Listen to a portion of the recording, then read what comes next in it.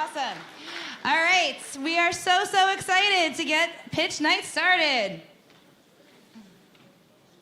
Let's bring everybody up to the stage.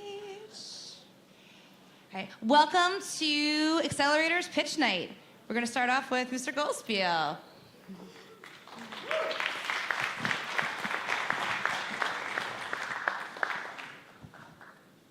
Welcome. I mean, it's been a year since you guys were here the last time with Incubator, and I can't believe it's been a year already. For those of you who don't know me, welcome. I'm Michael Goldspiel. I'm the Assistant Superintendent here for secondary education in the Roslyn School District. And for those of you that haven't been here for ACCELerator before, you're really in for a treat, because it really does take the skills and the opportunities from Incubator and injects it with steroids. I mean, tonight is going to be phenomenal. And just quickly to you all, to the students, I can't wait to see what you have tonight, because I know how hard you continue to work. So let's get started, huh? All right, great. Next, I'm going to hand this off to Miss Carol Murphy, the Assistant Principal of Roslyn High School.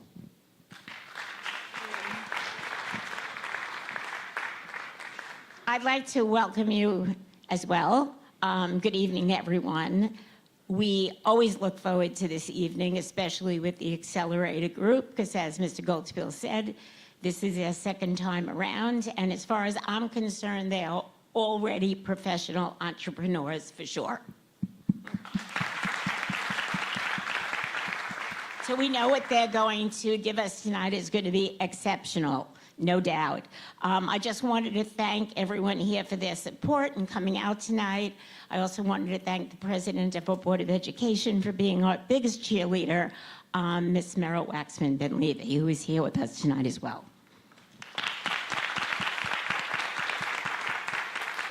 And as we always say, this is a complete team effort.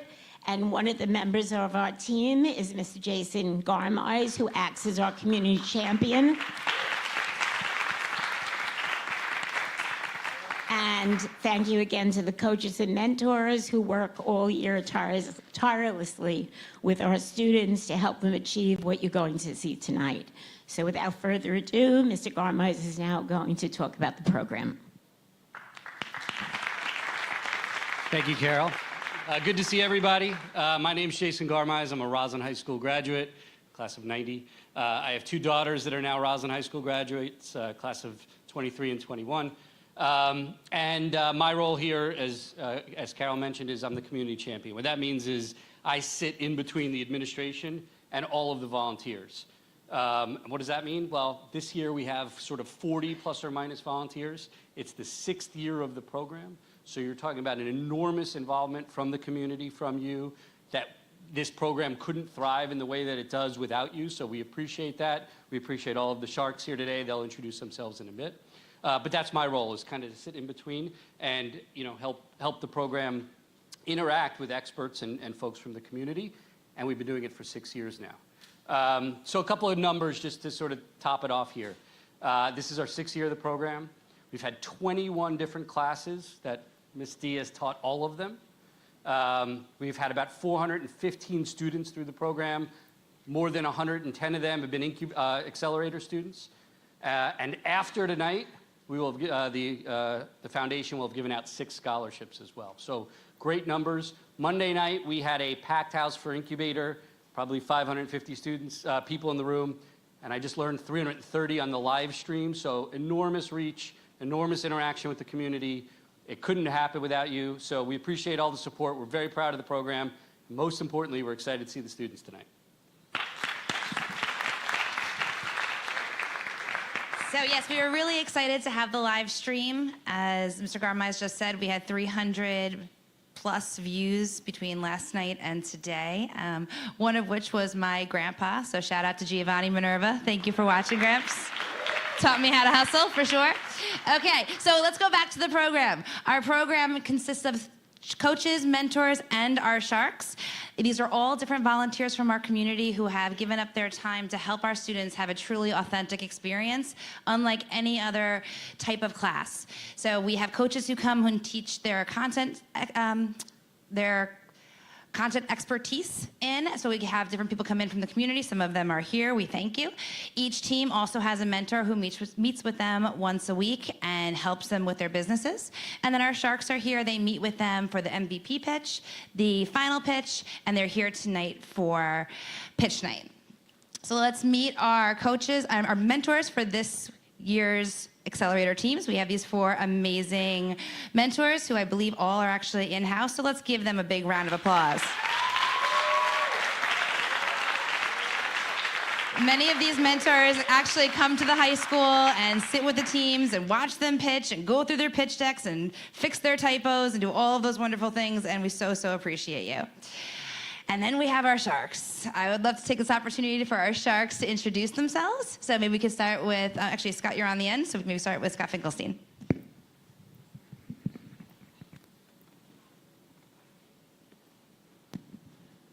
Hi, everybody. I'm Scott Finkelstein. I am the Roslyn High School alum as well, class of '99. Thrilled to be back and been part of this program since the very beginning. You know, amazing to think I've been out of school 25 years, and 25 years ago, Roslyn did not even have one business program in high school. And now, not only do they have multiple business programs, they have this program, Incubator, they have a podcasting program, they have the financial management and Bloomberg room. It's pretty incredible to see. So it's really all should feel very lucky to be in the school right now and to be part of this community. So guys, you're going to do great. Can't wait to see what you have in store for us, and it's going to be a really fun night. Monica? Hi, everyone. This is Monica Lund.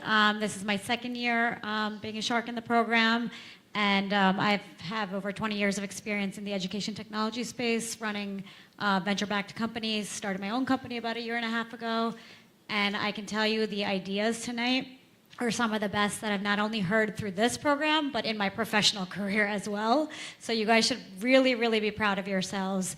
And I hope some of you take some of these ideas to the next level even after this program. So good luck tonight.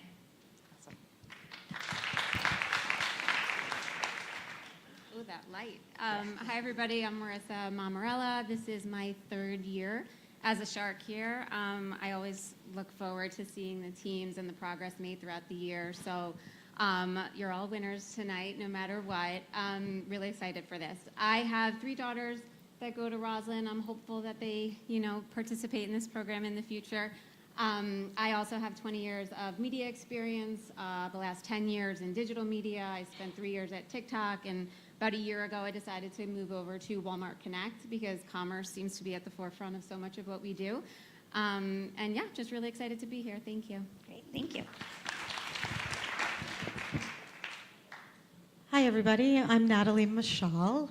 Last night I sat where you are because I have 2 sons that are also in the program, Ms. D's class for Incubator, and it was a fabulous night. Tonight will be just as fabulous. We are so excited to hear everything. Professionally, I am a television executive producer turned college professor at Harvard University, and I teach public speaking and presenting, and I'm looking forward to seeing how everybody's going to do tonight. Good luck. Hey guys, Lance Steer. This is my first year as a shark, so I'm sort of in the new one in the room, but so far so good. It's been tremendous to get to know all the students through the program. I've watched you guys mature and grow, and I'm excited to see your businesses mature and grow and see you guys tonight. Professionally, I run a food and confectionery business. Previously, I was in the private equity business, so a little bit of experience investing in companies like yours, and I'm excited for tonight. Let's have a great night. Awesome. Hi guys, Jason Garmize again. Just quickly to point out a couple things about the program. You're going to see us texting up here. We are not texting our friends and family. We're coordinating communications here for the event. The other thing that you might or might not know, we've sat with the teams 2 other times already. So we had an MVP pitch, we had a final pitch to get to this night, and now we're going to see them again. So we've seen an arc. You'll hear us refer back to prior interactions we've had with them and see if they've baked some of that into the program. So just wanted to pass that along. And I've already introduced myself again, Michael Goldsbow, Assistant Superintendent, and let's get this started. Awesome. All right. So, thank you, Sharks. We really appreciate it. These are our 4 teams that will be pitching tonight. The way it will go is that each team will have 12 to 15 minutes. Your timer is here for you to run your time, ladies and gentlemen. Then they will have a 10-minute Q&A with the Sharks. All right, we're very excited. Okay, so now pep talk time. You know you've got this. You have been through this program for 2 years. It's amazing. I've gotten to see you for 2 years straight. And you've come so far. This is your chance. I know some of you are looking for redemption from last year. I know some of you are excited to get to take the stage because you didn't get a chance last year. And some of you just want to level up from last year. And we're all here rooting for you. It's going to be a fantastic night. So, ladies and gentlemen, please give some love to the ACCELerator 2024.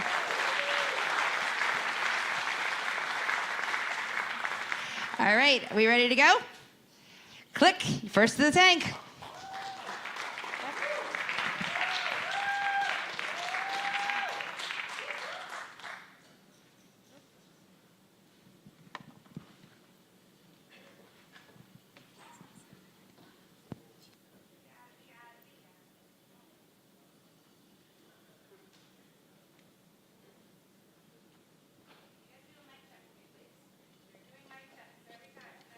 Hello?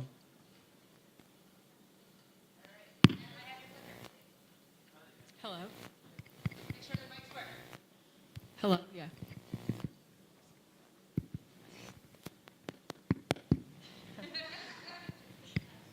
Test, test, test, test, test.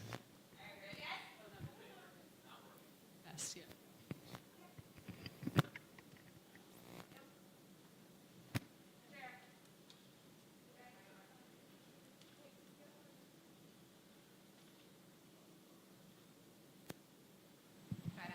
Test. Okay.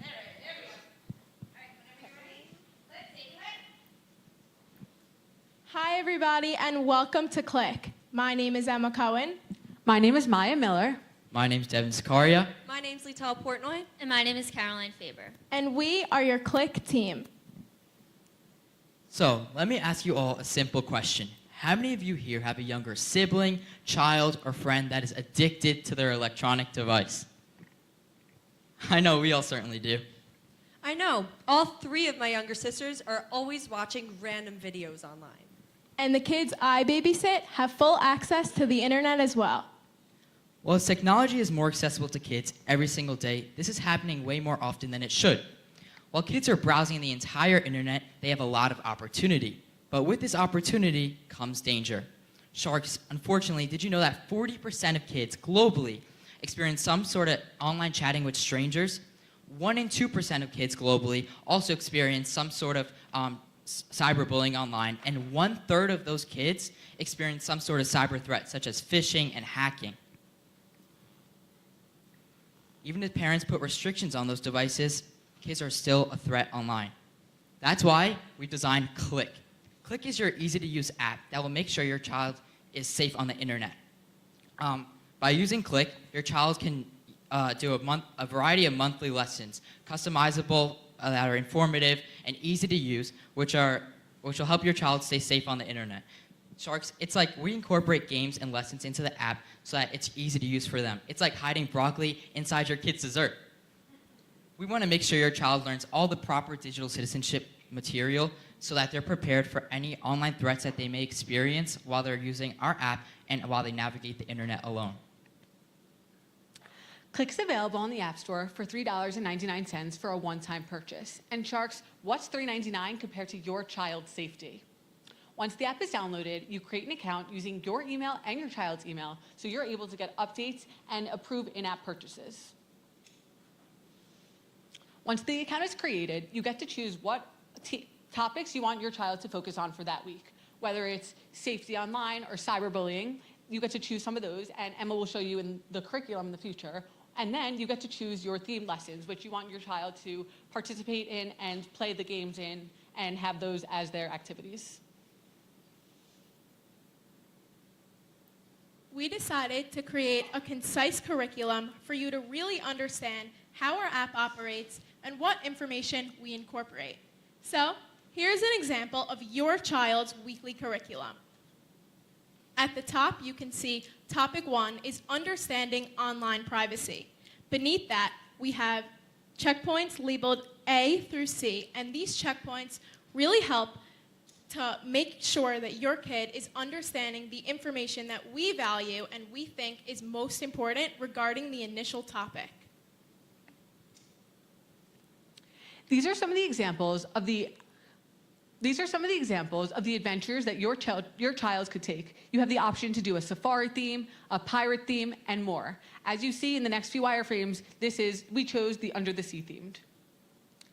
Your child also has the opportunity to create their very own avatar to look just like them, so they themselves feel like they are playing the game, and there involves completing the challenges and learning. And after that, you're ready to play. Sharks, if you remember, last time our wireframes were the safari theme. This time we decided to switch it up and show you the Under the Sea theme. And if you want to take a look at the safari theme, they're in the packets that we provided.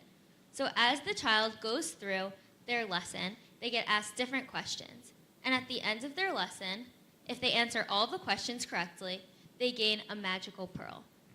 Congratulations, you officially completed the challenge. And with that, you earned 50 coins.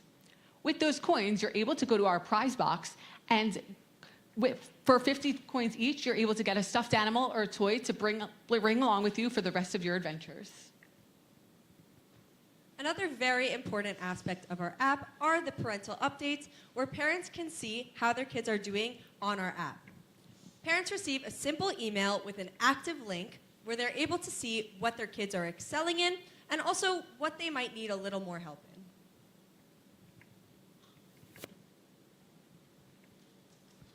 Now, Devin, tell us about our additional offers. Thank you, Tal, for mentioning that. And I just want to say, Matt, we provide as much education for children as we can on our app, making sure that they stay extremely safe. However, some parents may still be wondering, when exactly should I give my child their very own device? So, Click introduces the phone test. Similar to your road test, where a kid can learn to drive and have their very own car and navigate the roads through their road test, we've designed the phone test, which gives parents an overview of exactly how prepared their kids are in their journey to get their very own cellular device. For just a price of $1.50, we provide an in-depth progress report, as you see here, of exactly how your child is doing in their journey into preparing themselves to get their very own device, so ultimately, they stay safe on the internet.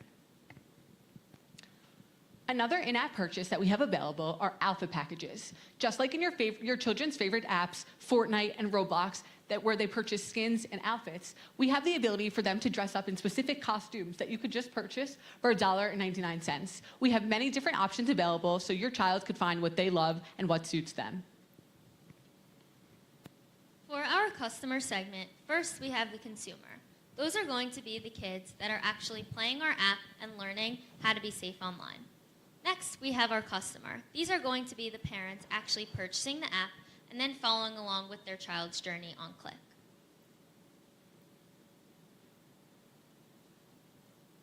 For our main competitors, first we have Finn Goes Online. This app doesn't contain any personal avatars, and we find this very important for the child's creativity on our app. Next, we have Internet Matters. This app doesn't have any parental updates, which we also find very important so that the parent can follow along with their child's journey and see what they need to improve on. And finally, we have NetNanny. This isn't really a direct competitor for us because it just blocks out certain websites or games that parents don't want their children seeing, and it doesn't teach them why it's important that they're not seeing it, and it doesn't have any engaging games so they want to continue to play. So for our UVP, why Click? To start off, we are parent-controlled, which basically means that the parent has full access to view their child's accomplishments and progress while utilizing our app. Next, we enforce safe internet navigating skills, which all goes back to the main reason we're standing here today, to make sure your child is able to navigate the internet in a safe manner. Next, we have multiple themed game and lesson plans and personalized avatars. And these components really help to make sure that your child is as engaged as possible, having fun, and most importantly, learning.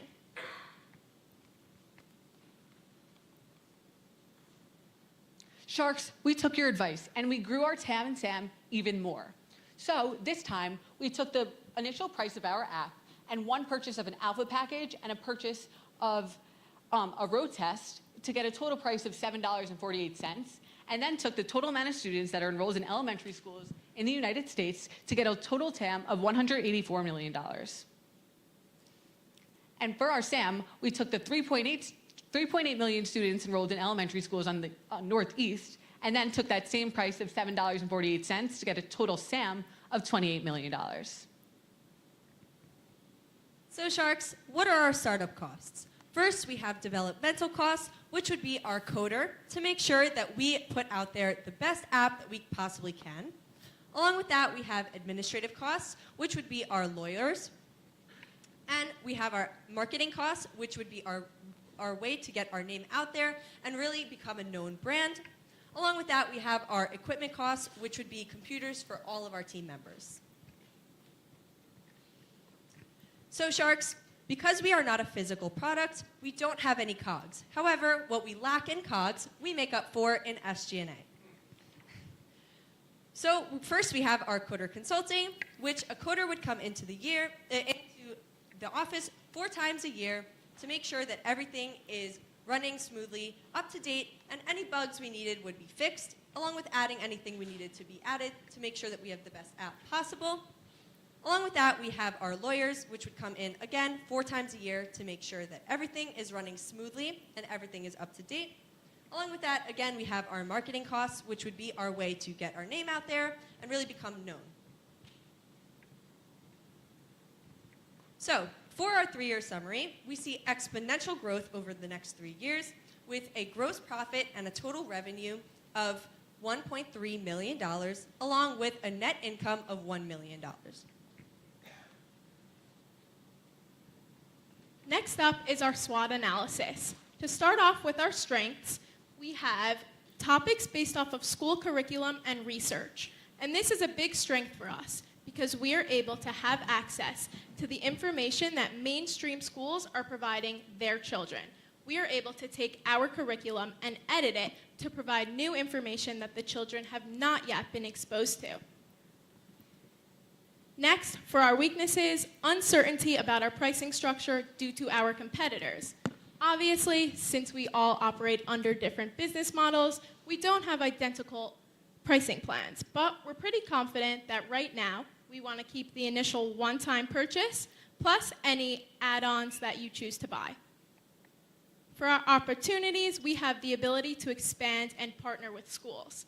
And this is a big opportunity for us because we are really able to promote brand awareness and really get our name out there for everyone. Lastly, our threats, website maintenance, and software bugs. And this is solely due to the reason that we don't have a coder on call 24/7.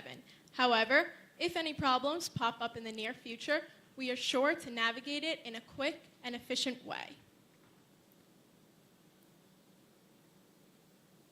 So as Caroline mentioned before, we have the customers and consumers, and those are going to be our main targets in marketing our app. So first, the customers, which are the parents. First is word of mouth. Living in a smaller community like Roslyn, we understand messages and things get spread very quickly. That's why we're hoping, for example, if one family gets Click, loves it, all their children use it, they may recommend it to another family, and that message will keep on going, which will really publicize Click. Next is social media and parent chats, which run hand in hand. So exactly what does this mean? So we found from our customer research that parents are mainly on the platforms of Instagram and Facebook. So we did download Instagram and Facebook and have our own platforms. Make sure to give us a follow. But so we have those platforms, which we really want to publicize our own content, ads to really show how beneficial our app can be to these kids. And parent chats means in many communities, they're actually called community chats. Here in Roslyn, there's called Roslyn Moms and Dads, and we really want to get on there because that's exactly where our target market is for the parents. And we really want to message these parents and let them know who Click is and how we're going to benefit their child, which will help us entice them to buy our app. Next is marketing plan for the kids, which are our consumers. So first, we have trends, hashtags, viral videos, and things like that, which are mainly on platforms which we found from our consumer research on platforms like TikTok, Instagram, and Snapchat. So we want to implement, for example, a hashtag like Click Challenge, which we know many kids will participate in, which we will touch up on a little later. And also, we know, Sharks, that you were a little concerned last time. What about kids who have private accounts? Can they still participate in these trends? Yes, of course they can. We found from our consumer research that all these kids still participate in these trends. They love to, and it even spreads a message, even on private accounts as well as public ones. And finally, rewards. We want to local with restaurant companies, starting locally, for example, with YOLO Desserts, which, if you guys don't know, is a local ice cream place, and eventually a larger restaurant company like Dave & Buster's. So exactly how would we use that in our marketing? So what we want to do is if a kid does extremely well on one of their lessons, 5 out of 5 stars, we may offer them a sort of coupon where they can go to this restaurant company and they could continue going there. And the kids will be very enticed to keep playing this game over and over again and will be motivated to keep on getting more of these coupons. It's a win-win. We get more user activity and the restaurant company gets more customers. My fellow team and I take great pride in our MVP test. The first thing we did in early December is held a focus group with parents who had children in the age of our target market. We were able to ask them questions about what their favorite parts of their children's educational apps were now and their least favorite parts, and we were able to incorporate that information and feedback into our app to make Click the best educational app possible. Along with our focus group, we did meet with a child psychologist and told her all about our apps and what we plan on doing in the future. She continued to teach us the terrible toll that being on social media and the internet can take on really young children. And she continued to tell us how necessary our app really is for keeping children safe on the internet. To further prove our MVP test, we decided to head over to East Hills Elementary School and conduct a field trip with 3rd grade students. Some of the activities we did with the students included they were able to personalize their very own avatar to express themselves as they please. We also did a variety of games like Q&A on whiteboards, hot potato questions, and we even ended with a fun interacting Kahoot with a little bit of twist on 4 corners. To prepare for our visit, first we had to organize the bus and communicate with the teacher to make sure our activities were well suited for her class. We also had to create the presentation, buy all of the supplies from the money we got from the MVP pitch, and we also wrote out the educational questions that we were going to ask the kids. And the results were that the kids learned a lot. They answered all of our questions correctly, proving to us that our app will be able to teach them how to be safe online. And finally, we were included in the Bulldog Blast, which is sent out to all of the parents of elementary school students, and hopefully it spread our message and the parents will want to purchase this app for their kids. For our capital ask, we are asking you Sharks for $170K for 10% equity of our company, and we got this 10% by dividing our total cash flow to equity for year 1 by our pre-money valuation for all 3 years. So Sharks, we understand that raising kids was complex even before the internet took over all of our lives. That's why we've designed our app to be your go-to resource in raising a smart digital citizen with a click of a button. And one more thing, Sharks, this is something the kids have to say. Go Click!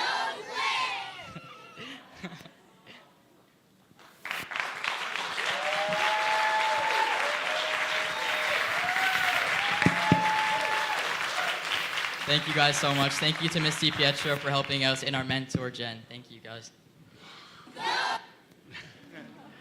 All right, guys, nice job. Michael? Wow, so Click, going first. The quote that I wrote down, hiding broccoli into your kid's dessert, it's fantastic. I'm actually going to try to play the role a little bit of one of the other Sharks that's not here tonight, Mark Cohen.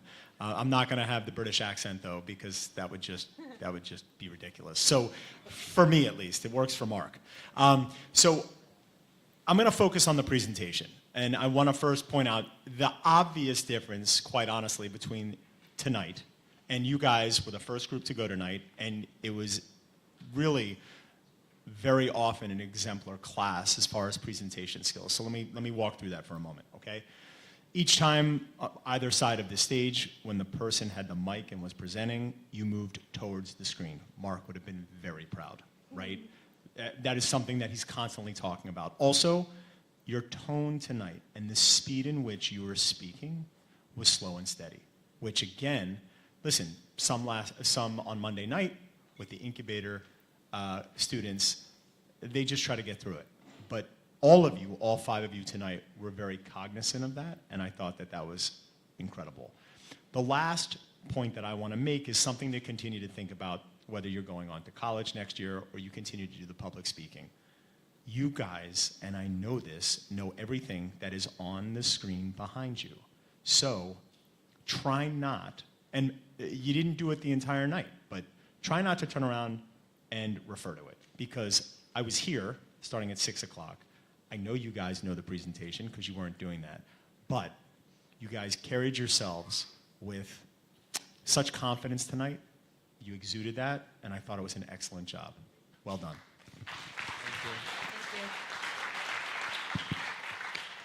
Okay, guys, great presentation. Very impressive. Hard to lead off the first, and came through. Really well done. Really well communicated. Beautiful presentation. We've spoken a bunch now. What I would say is the business idea is phenomenal. I love it.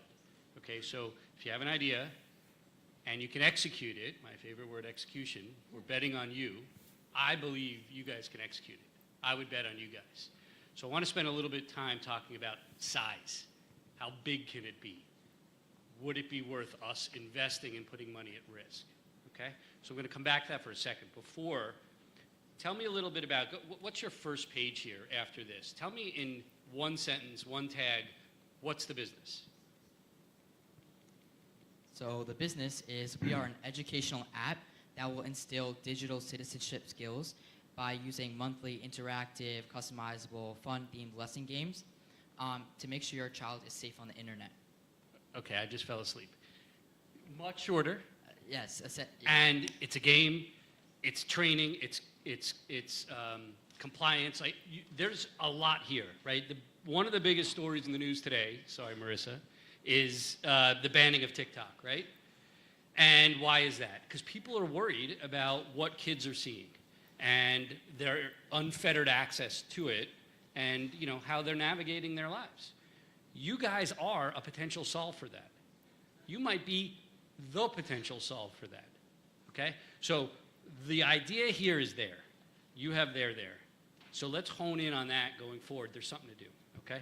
Now show me the pricing screen again. And I know you guys talked about it. You were worried about pricing and your competitors. I want to talk a little bit about pricing and your SAM, which we've talked about SAM a lot.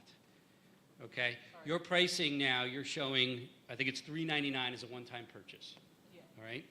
You're also talking about in-app purchases, right? In-app purchases in gaming and games, and phenomenal. 100% margin, no-brainer, right? Great profit motive, all right? But this is your TAM, which, let's go to the SAM for a second. Your SAM's, I think it was 28 million. Yeah, okay. That's small, and we've talked about that. Now, it's either small because you're not reaching a big enough audience, or your pricing's too low, right? And I don't know which one it is. But if there's there, and you guys can execute, it's got to be big. It's got to be bigger, and you have to justify that, right? And I think you can. I think this thing has legs. I think it has a great idea. I think you could charge more. I think you could charge more up front. I think you could charge more on a subscription basis. I think you could charge more for in-app purchases, because it's binary. It's either happening or it's not, all right? And if it's too small, you're not going to get the support from the market. So I just want to kind of put that back in your head. I don't want to take that as a criticism. I want to take that as a go forward, because I think there's there. I would bet on you guys. It's got to be a little bigger, but really great job. Thank you. Scott. I've also loved this idea since the very beginning.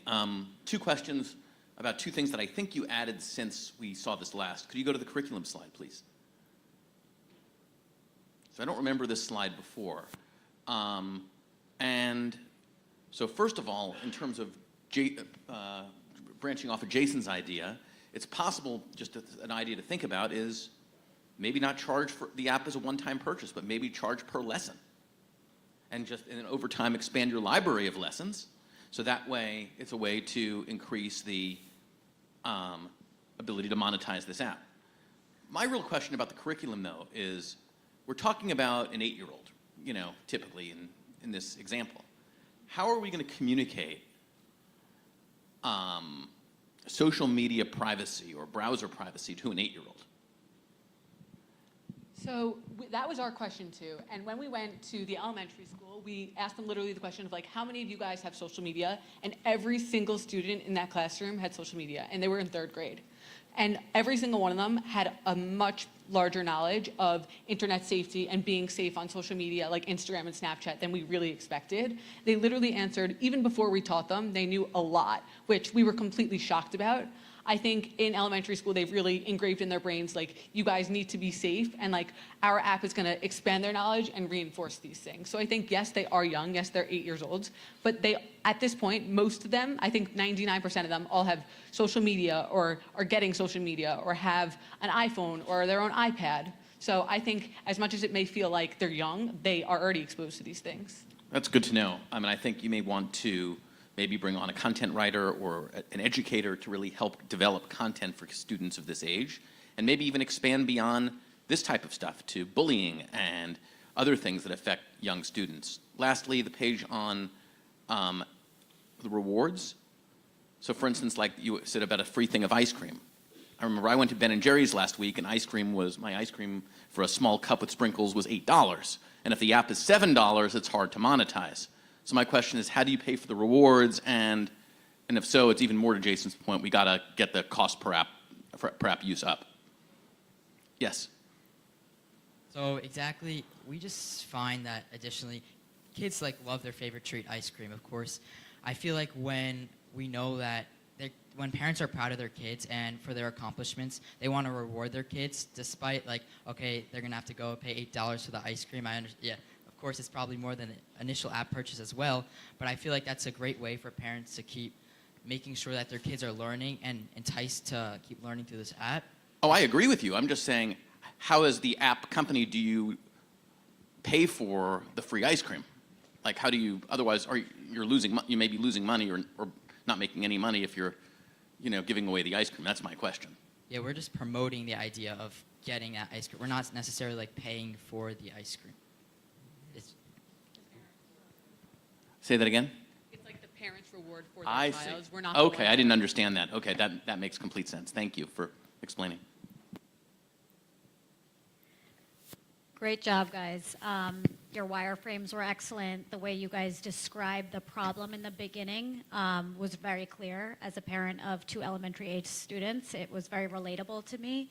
I agree with some of the points that some of the other sharks made. I think, you have a variety of monthly informative lessons, and so you should think about some kind of tiered pricing or more in-app purchases, right? Like on Fortnite, you can buy these skins, and Roblox, you can buy outfits, and I know you have an outfit changer, but maybe there's other things that kids are really interested in, and that will come out through your market research, right? Because again, $3.99 as a base price I didn't even flinch. I thought it was $3.99 a month.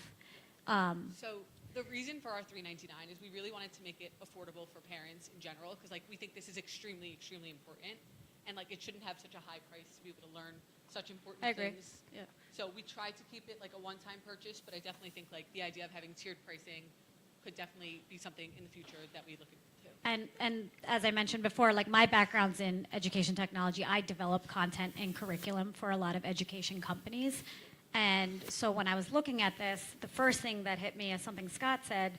I know you mentioned you met with a psychologist. You're going to get some of the content from school, but you really need to think about relevance and appropriateness of the content from kindergarten all the way to 4th grade, right? Because what a kindergartner is going to learn is very different from what a 4th grade is going to learn. 4th grader is supposed to be learning, I guess, from an appropriation perspective.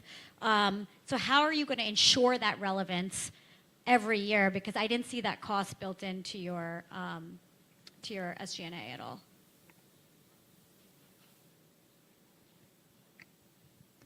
Okay, so we don't have that incorporated into the SG&A. Yes, but if you want to go back to like the initial wireframes, when we initially, actually after you Sharks, were concerned about exactly what is the appropriate material that we're teaching to every single age group. So we are focused from K to 3, and in the beginning, in the initial wireframes, after each single age group, there's a drop-down menu of certain lessons that we are providing for those children. So for example, like child predation, which is unfortunate on the internet through like online chats, we wouldn't really necessarily introduce that to a first-time like 6-year-old kindergartner. We may introduce that to like a 3rd grader, something like that, where the parents can really understand that, because they also aren't completely educated in the world of teaching their kids how to be safe on the internet. That's why we want to say like that's our job. So we want to provide them with different chances. Oh, 1st grade, these are the recommended ones for you. No, so that's exactly what I'm saying. Like, you guys are making the recommendations to them, but you need to have an expert on board to help you guys understand what are those topics at what grade level, because right now we talked about TikTok being banned and there being issues with TikTok. What's the next TikTok 2 years from now, right? So you need to constantly stay relevant and make sure the content is appropriate. So just think about that going forward. But overall, like, the concept is great. People are going to be looking to you to be the experts, so I didn't see that built into the plan. Okay. Good job, guys. Great job, guys. Good. Great job.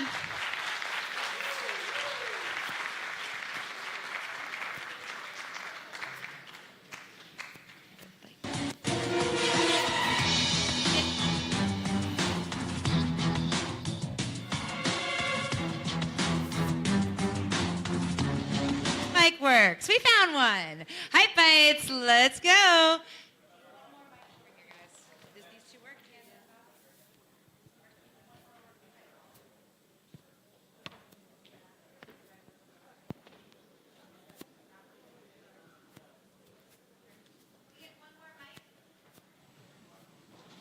Hello, hello. Seems to be working okay now.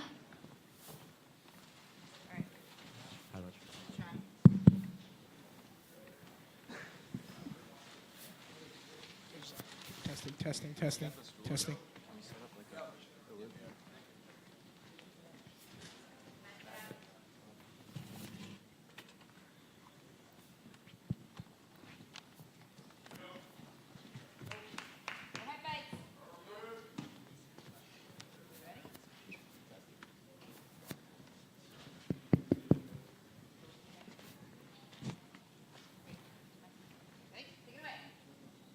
Yo, what's up, Mason? What's up, Alex? Hey, you want to go to the gym with me? Yeah, sure. All right. Really tired, so I have to take this pre-workout. All right. Can we hurry this up? I think it's closing in like an hour. Yeah, fine. What is this? This powder? That looks gross. Dude, what is that? Oh, it's so grainy. I would not want to drink that. Oh, this tastes horrible. Oh, we gotta go. Bro, you know, I have such a better solution for you. What is it? Just try a hype bite. What's a hype bite? Glad you asked. Alex? Sharks, parents, everyone in attendance, let me personally give you a warm welcome to Pitch Night. Let's meet your Hype Bites team. I'm Tyler Giordano. I'm Jordan Kaplan. I'm Alex Gerson. I'm Alex Rubin. I'm Zach Hurd. And I'm Mason Wagner. Now, Sharks, you all know that we share a passion for working out, but now, I mean, can't you tell? So yeah, we all share, all right, Rubin, enough, they get it. So Sharks, yes, we do all share a passion for working out, but there's something that we all do at the beginning of our workouts that kind of ruins our experience. And this is the process of pre-workout. Now Sharks, you might be asking, what is pre-workout? So pre-workout is a supplement that you take before you work out that enhances your pump in the gym. And now right now, there are 2 ways to intake pre-workout. The first one being mix and drink, which was just displayed in front of you right there. That's when you go into your pre-workout mix, dump it into your drink, and then shake it and drink it. Not only is this very time consuming, but it can taste very chalky, and it can be dangerous as you don't know the exact dosage that you're getting when you go in and you're in a rush. Second is dry scooping. And I can tell you from a first-hand experience that this is not fun and does not taste good. That's when you go straight into your scooper and put the powder right into your mouth and eat it. And this can also be very dangerous as you don't know the exact dosage that you're getting, and it's very time consuming as well. But Sharks, we have a solution to all these problems. Alex, go ahead and tell them about Hype Bites. Introducing Hype Bites, our perfect solution to meet your pre-workout needs. At Hype Bites, we combine your favorite treats, like Rice Krispie treats, and combine it with your favorite pre-workout ingredients, and we mix that together to create a Hype Bite. And that's easy to bring around. It's in a package. You just rip it, eat it, and go.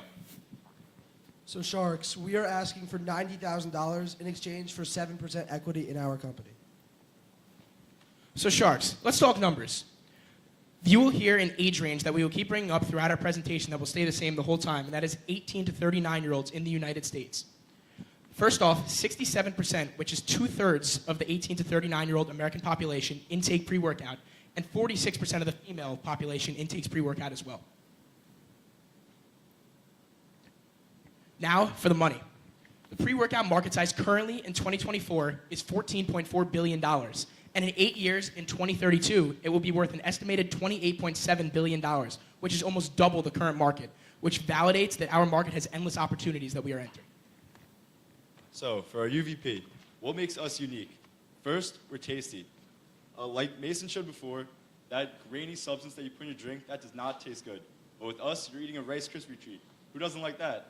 Second, we're fast. And Mason also showed you to get his tub, his scooper, shaker, you to pour it in, mix it, and drink it. That takes way too much time. But with us, you just grab it off the shelf, eat it, and you're good to go.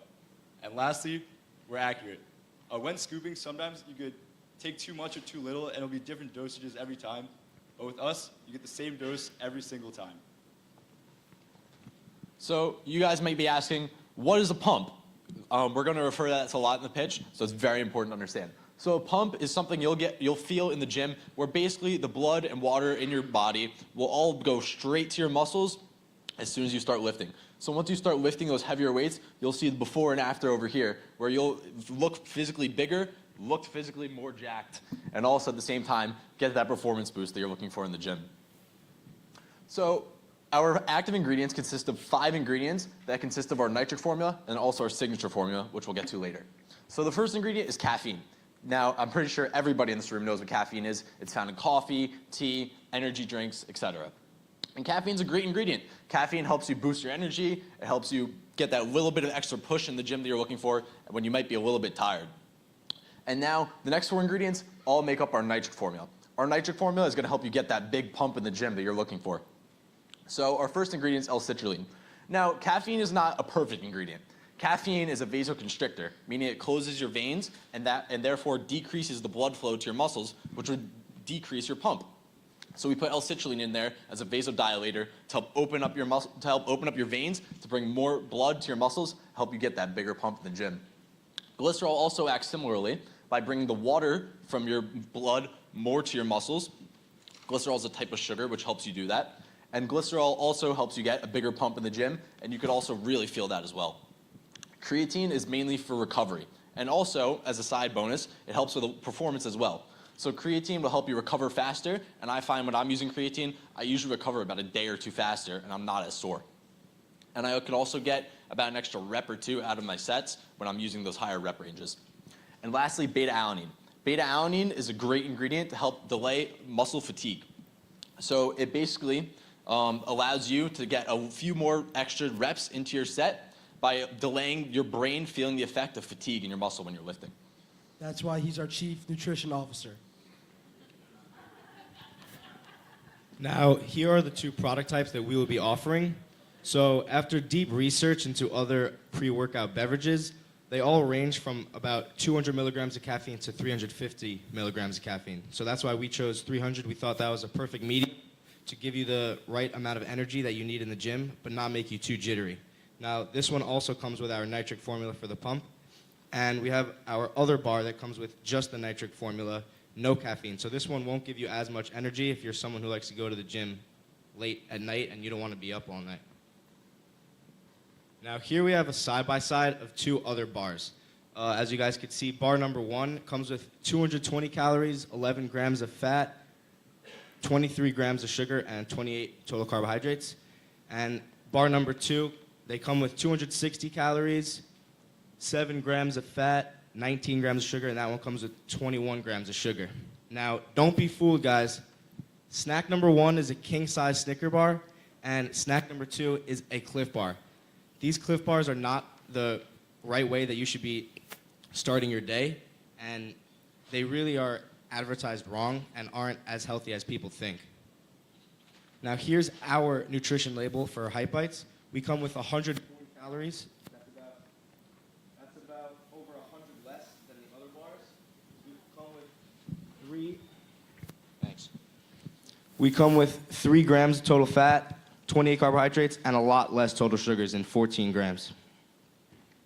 So for our target market, we want to target everybody who works out, whether that's at a gym, a club, or even your home gym. Because we feel that whoever works out will definitely be inclined to use pre-workout. But specifically within that group of people who work out, we want to target the younger people, ages 18 through 39, as Tyler said. Because as younger people ourselves, we've seen that the younger people are more into the gym and more into the lifestyle and would be more serious about it, making them want to take pre-workout. So back in March, we had a PFA pitch where all the parents and adults came to our school and we had a bunch of questions for them. But one of our questions was, what were your biggest concerns with Hype Bites? Now, the 3 biggest concerns that we gathered from their answers were the caffeine levels, the sugar levels, and the overall taste. For the caffeine levels, we have 2 bars, one being caffeine-free. So if you're not interested in caffeine at all, there's your bar for you. Now, if you do want the caffeine, we have the 300 milligram bar, which is in the middle of the 250 to 350 range of caffeine in most pre-workouts. So for the sugar, while you guys might think added sugar is bad for you, it's not necessarily the case. Too much added sugar is obviously unhealthy for you, but some added sugars to your foods can help you get a bigger pump in the gym, like the glycerol that we add into our pre-workout. So we have the right amount of sugar to help get you a bigger pump in the gym without the negative health effects of like a Hershey's bar. So the third answer was taste. And as you guys will see later towards the end of the pitch, we hope that you guys like the taste as much as we do. The taste is almost identical to a real Rice Krispie bar, no matter what supplements are in the bar. Now, another concern that you guys had back in April was the FDA approval. So after a month of research and looking into it, we discovered that for every food product, there has to be FDA approval for it to hit the shelves. But specifically for caffeine-induced products, there's no additional requirements that are needed to be done. Now, for our competitors, we have 2 types of competitors. 1, the powder competitors, and 2, the drink energy competitors. So for the powder competitors, we have C4, Rise, Bucked Up, and Gorilla Mode. Now, as we've mentioned throughout the pitch, the problems with these competitors are the taste, the chalkiness, the time, and the potential danger scooping with dry scooping or mismeasurement. Now, with the liquid energy competitors, we have C4, Monster, Celsius, and Red Bull. Now, with those, they're large cans that could be very heavy and annoying to carry with you to the gym, and they could also be harmful for the environment. And also, there's no nitric formula in these competitors. So, from the last pitch, we know that you Sharks were interested in how we would enter the bar market because you think it is a very large market. So after some research, we did find out that yes, it's a very large market. In 2022, it was $6.5 billion and is projected to go to $11.5 billion in the next 10 years. So yes, that validates that it is a large market, but Sharks, we are not a nutritional bar. We don't want you to get us confused with your Cliff bars or Quest bars. Those are to start your day to get some extra protein or some extra energy. But for us, we are specifically for the gym, so you can take your pre-workout and get the pump in the gym. Next, for our distribution channels, we have three places where we'd like to sell the Hype Bite out of. First, convenience stores such as 7-Eleven. Then we wanted to sell in nutritional stores, specifically like GNC. And lastly, we also want to be inside gyms in their special supplement store, so when they're at the gym, they can just stop by and grab one. Now, for our 3 main marketing streams, we're going to be promoting ourselves on social media platforms. We're going to have a direct-to-consumer shop set up on our website so people could buy our product online. And like Alex said, we're going to be contacting gyms such as Lifetime, Equinox, and JCC, and hopefully get our product put on the shelves of their gym. So for our SWOT analysis, first, our strengths. We are not a grainy pre-workout that you have to stomach before you go to the gym. Along with that, we have correct dosages every single time, and we're easily accessible. You take your Hype Bite right off the shelf, and you're ready to go. For our weaknesses, First, no one knows about us, and next, other companies have brand loyalty. No, not a lot of people are going to want to switch from their current pre-workout way of intaking and the current company they use to take the pre-workout. We're a completely different new way to intake pre-workout, and people might be a little skeptical at first. For Albert's, right now we're just a Rice Krispie treat, but if we see success with that, we'd like to branch off in the future to other treats such as brownies, cookies, and even gummies. And also we want to market in the gyms because we think that is the best place to be marketed because that's our direct target market. So we feel our biggest threat is what Zach said, how these already known pre-workout companies have loyal customers who may not want to switch to a newer company and may not want to switch to a new way of consuming the pre-workout. All right, so for our TAM, I started with 18 to 39-year-olds in the U.S., which is about 100 million people. Took 70% who work out at least once a week, and then people who take at least one nutritional supplement per week, and got 6.1 billion for the TAM. For the SAM, took the same metrics, but localized it for 18 to 39-year-olds in the state of New York, and for that we got about $360 million. So for our startup costs, in total, it's about $62,000, most of which is going towards marketing, so we can get our brand name out there, but also a large portion of it is going towards a lawyer, so we can get past any problems in the beginning stage. And we've already started talking to lawyers about what approvals we need and how to get around that. For our SG&A costs, in year one, we're starting with about $82,000, then to a 300% growth rate to year two with, sorry, not 300%, going to $224,000 in year two by increasing our marketing costs significantly and investing in a production center so we can mass produce our Hype Bites. And then by year three, we're increasing that to over $500,000 in SG&A costs by increasing marketing significantly and increasing our investment into a production facility. For our COGS, for the nitric formula, which is everything except the caffeine, it's $2.33 to produce, and we are selling it for $4. Yeah. And then the signature formula, which is including the 300 milligrams of caffeine, we're selling that. The COGS for that is $2.48, which we're also selling for $4, as we showed earlier. So now for our revenue and income. For year one, we're going to be losing a little money, but we feel it's beneficial as we are using a lot of marketing and investing a lot into our inventory. So by year 2 and 3, we can really skyrocket. And in year 2, we are having a 300% growth rate, and by year 3, we're having a 500% growth rate by investing in our production facility and doubling our marketing costs every year, which gives us a year 3 gross profit of $950,000. So back in April, we had our prototype 1, which we showed it to you guys, which we made. And now we're going to give you guys our prototype number 2, which will look like this. And we made it last night fresh. We tested it, and we perfected the recipe with the taste, the texture, and the quality. So we hope you guys enjoy it. These are also the nitric formula, so you guys won't be up all night. No caffeine. And on each one, you'll see our logo and our nutritional label on the back of it. And while Mason's handing out our new prototype, you can contact us at hypebites.excel.rhs on Instagram. You can email us at hypebites.excel@gmail.com. And if you'd like to purchase our product, you can go to our website at hypebites.weebly.com. And since this is our last pitch, we did want to give an extended thank you.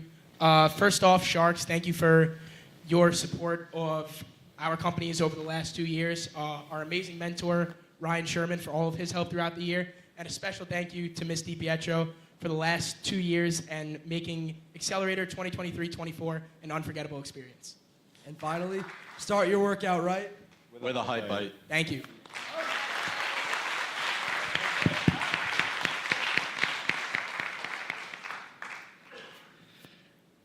Nice job, guys. Natalie? So your presentation was seamless, you guys. I have to say, it was more like you were telling a story than really listening to a presentation. You guys bounced from one to the other, and you really knew your stuff. I felt like this was organic to who you guys are, and that's a big part of presenting and having a company or a product is, we're believing that you believe in the product, and we know you would use this. So kudos to you on that. I do have a couple questions, really about differences. So did you at all survey any women, and how many women take pre-workout stuff? Yeah, so if you want to go back to the slide about the pre-workout, so we did do some extended research, and with the age range that we spoke about, the 18 to the 39-year-olds in the US, we found that almost half of women in the US in that age range do take pre-workout. And in our PFA pitch, we did interview, it was about half women, and we got the concerns from them. So yeah, we did talk to a lot of women about this. Okay, and so just based on that, how does dosing work? So since these are ingredients and there are, percentages of how much of each ingredient is in the bars, does that differ if you're a man or a woman based on your weight, your age? So obviously, weight and age could affect the amount of dosing that you're going to take. It's hard to make a custom pre-workout for every single person, every single person's needs. So the average pre-workout, on the higher end of pre-workouts, will have about 200 to 400 milligrams of caffeine. So we took the average of that at about 300, which is still a very fair dose of caffeine, but it's not enough to cause serious issues or any concern. And it's about the sweet spot where you get the right amount of energy and boost without a lot of negative side effects. And with that being said, it's safe for anybody obviously, we're not going to market to little kids. A 7-year-old should not be drinking excessive amounts of caffeine. Yeah. It's for a more mature audience. With that being said, it's safe for practically any adult to use. We're marketing for 18 plus, but as high schoolers, plenty of high schoolers drink caffeine, and 300 milligrams is well within the safe range. How about the other ingredients? So, do you want to go back to the ingredient slide? Can women take those? Yes. So all these ingredients are safe and FDA approved. So I could explain even more in depth if you'd like. No, I don't need. I just wanted to know. But you actually explained it very well. So I think that was one of the strong points of your presentation, was explaining the ingredients, exactly what was in it. I was just curious how that differed from men to women. Yes, but these ingredients are all safe. They're all FDA approved. There's no restrictions on for women you were talking about. If you're pregnant, they're still safe to take. There's Perfect. no health concerns with these. Thank you. Great job. Thank you. Lance? All right, hey guys. So first of all, great job. You took a lot of our feedback from the previous round, and great job. I noticed a lot of it. You simplified your pitch, which was great. You didn't try to be 20 products out of the gate. You really focused, which was terrific. And I also thought you guys did a great job of really explaining, your UVP. I really think you guys just made it very simple and very clear. So really great job, and clearly you guys are passionate about the product. A couple little things. Can you guys go to the revenue slide where you guys talk about the price of the product versus your cost?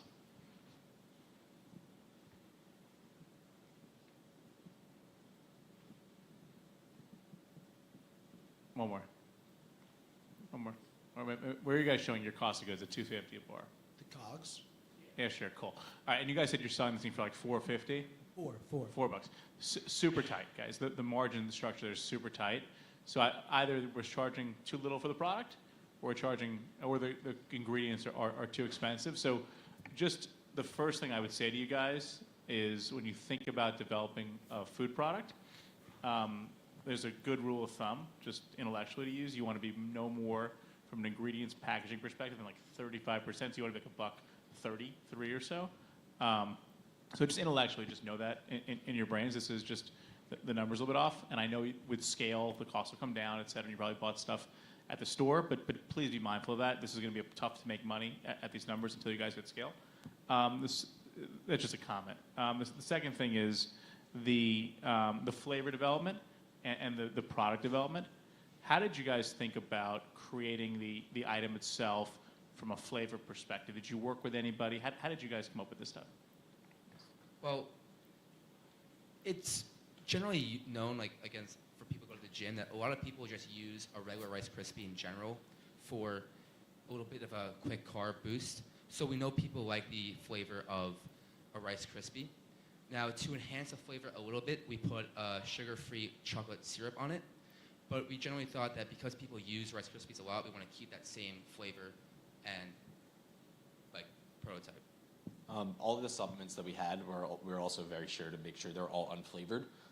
So that way we could try and keep that original Rice Krispie treat. Our goal is not to make a very new tasting product. Our goal is to make a pre-existing product that people like a lot and just enhance it with a pre-workout.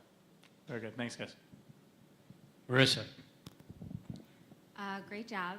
I remember many of you from last year. You impressed me then. You impressed me again. To start, you came up with a idea through a shared passion, which I thought was really exemplary. And there was a challenge with it. At first, I was struggling to understand, okay, well, what are the benefits of your problem? Like, they solve a challenge, but what are the benefits? But then I very quickly heard that from you, so thank you. I had the exact same question as Natalie. I wanted to understand, because you talked about the challenge with dosage and the powder formula, and then I was wondering the same thing. Were there concerns with the nitric formula being appropriate for folks of different body size and mass and whatnot? But so you answered Natalie's question there. I have one other question just about your distribution strategy. You talked about GNC and other convenience stores and so forth, which was great.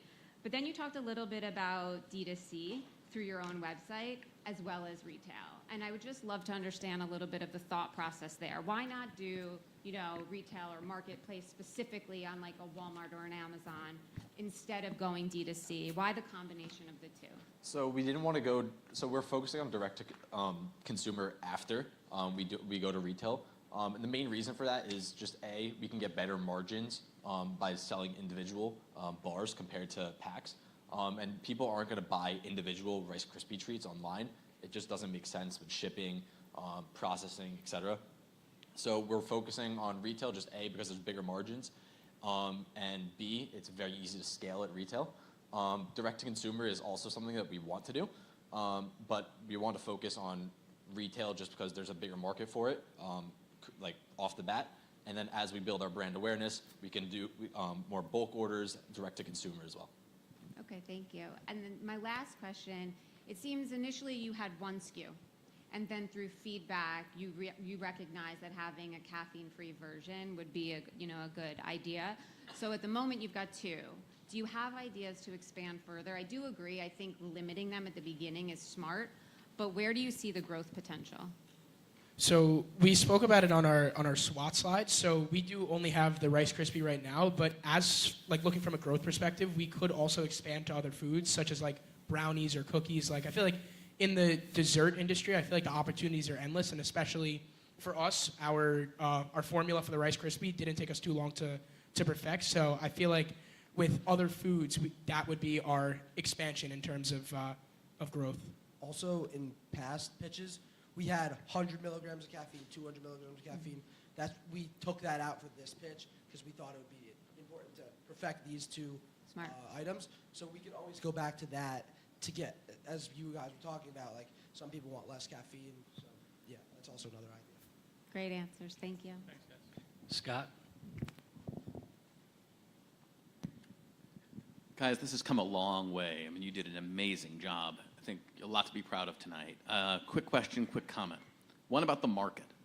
So I think the market's a lot bigger than you guys are saying it is.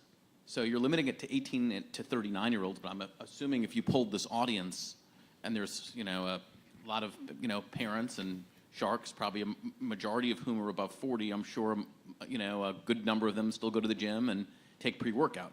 So why did you limit the market? Why did you limit it to 18 to 39? So our 18 to 39 is our target market. Those are just the people that we think are most likely to use our product. But our product is still very able to be used by people that are older than 39 and potentially younger if they're safe and responsible. So the age is not a limiting factor. We focus on that market because they're just the highest likelihood to be using pre-workout ingredients and supplements. And then the comment is, I'm still a little bit concerned on the caffeine. And the reason is, you see in the news, the lawsuits that Panera has been faced over their charged sip drinks that have been pulled from the market over the last couple of, with multiple wrongful death lawsuits with people drinking, drinks with similar amount of caffeine that we're talking about. So, and what about if, children were to ingest the product inadvertently, parents not aware that? So my question is, you may want to think about that as you're going to market and figuring out how you can limit that risk. So we're very aware of that, and then obviously, like, it's very unfortunate what's happening to the people, like at Panera, for example. I think like a major problem for them is they had the caffeine as a self-serve lemonade right next to the regular lemonade without caffeine. So that's obviously very dangerous. We're focusing on a supplement sector of the market. So like any other supplement, like if your doctor prescribes you to take 1 pill a day and you take 3 or 4, it's not what your doctor's prescribing you to take. So it's really important for people to be educated, and we do like put on the label that it has caffeine and to be aware of that, and we market it to 18 plus just because we don't want kids to get like hands on caffeine if they don't know what they're doing. So obviously there's potential for somebody to misuse our product, but I don't think that's any different from regular coffee, energy drinks.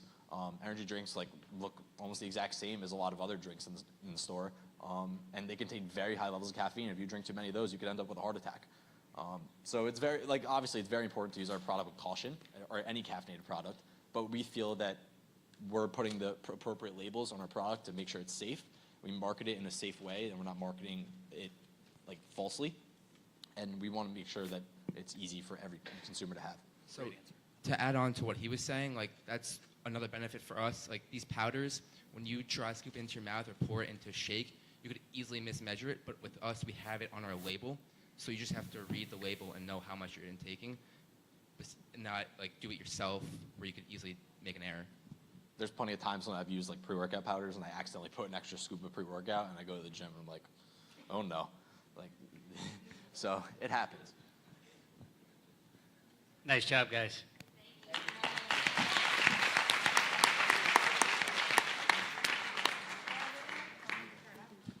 And a very happy birthday to Gerson, who came here on his birthday.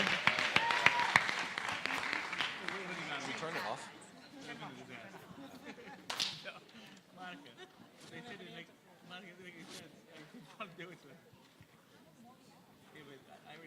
Hello? There's no way. There's no way. I spent a fortune on this topic. There's no way. Yeah. Oh, hi, talking about price their product.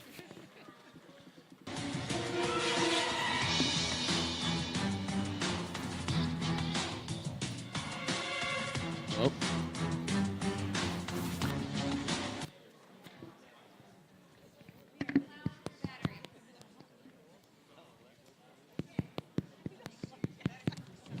Work. Hello? Good.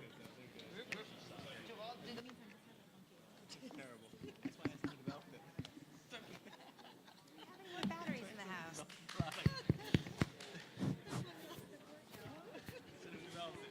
Test. Test. Can you redo these? Test. Good. No? Steve, can you hear this? Hello? Test. Test.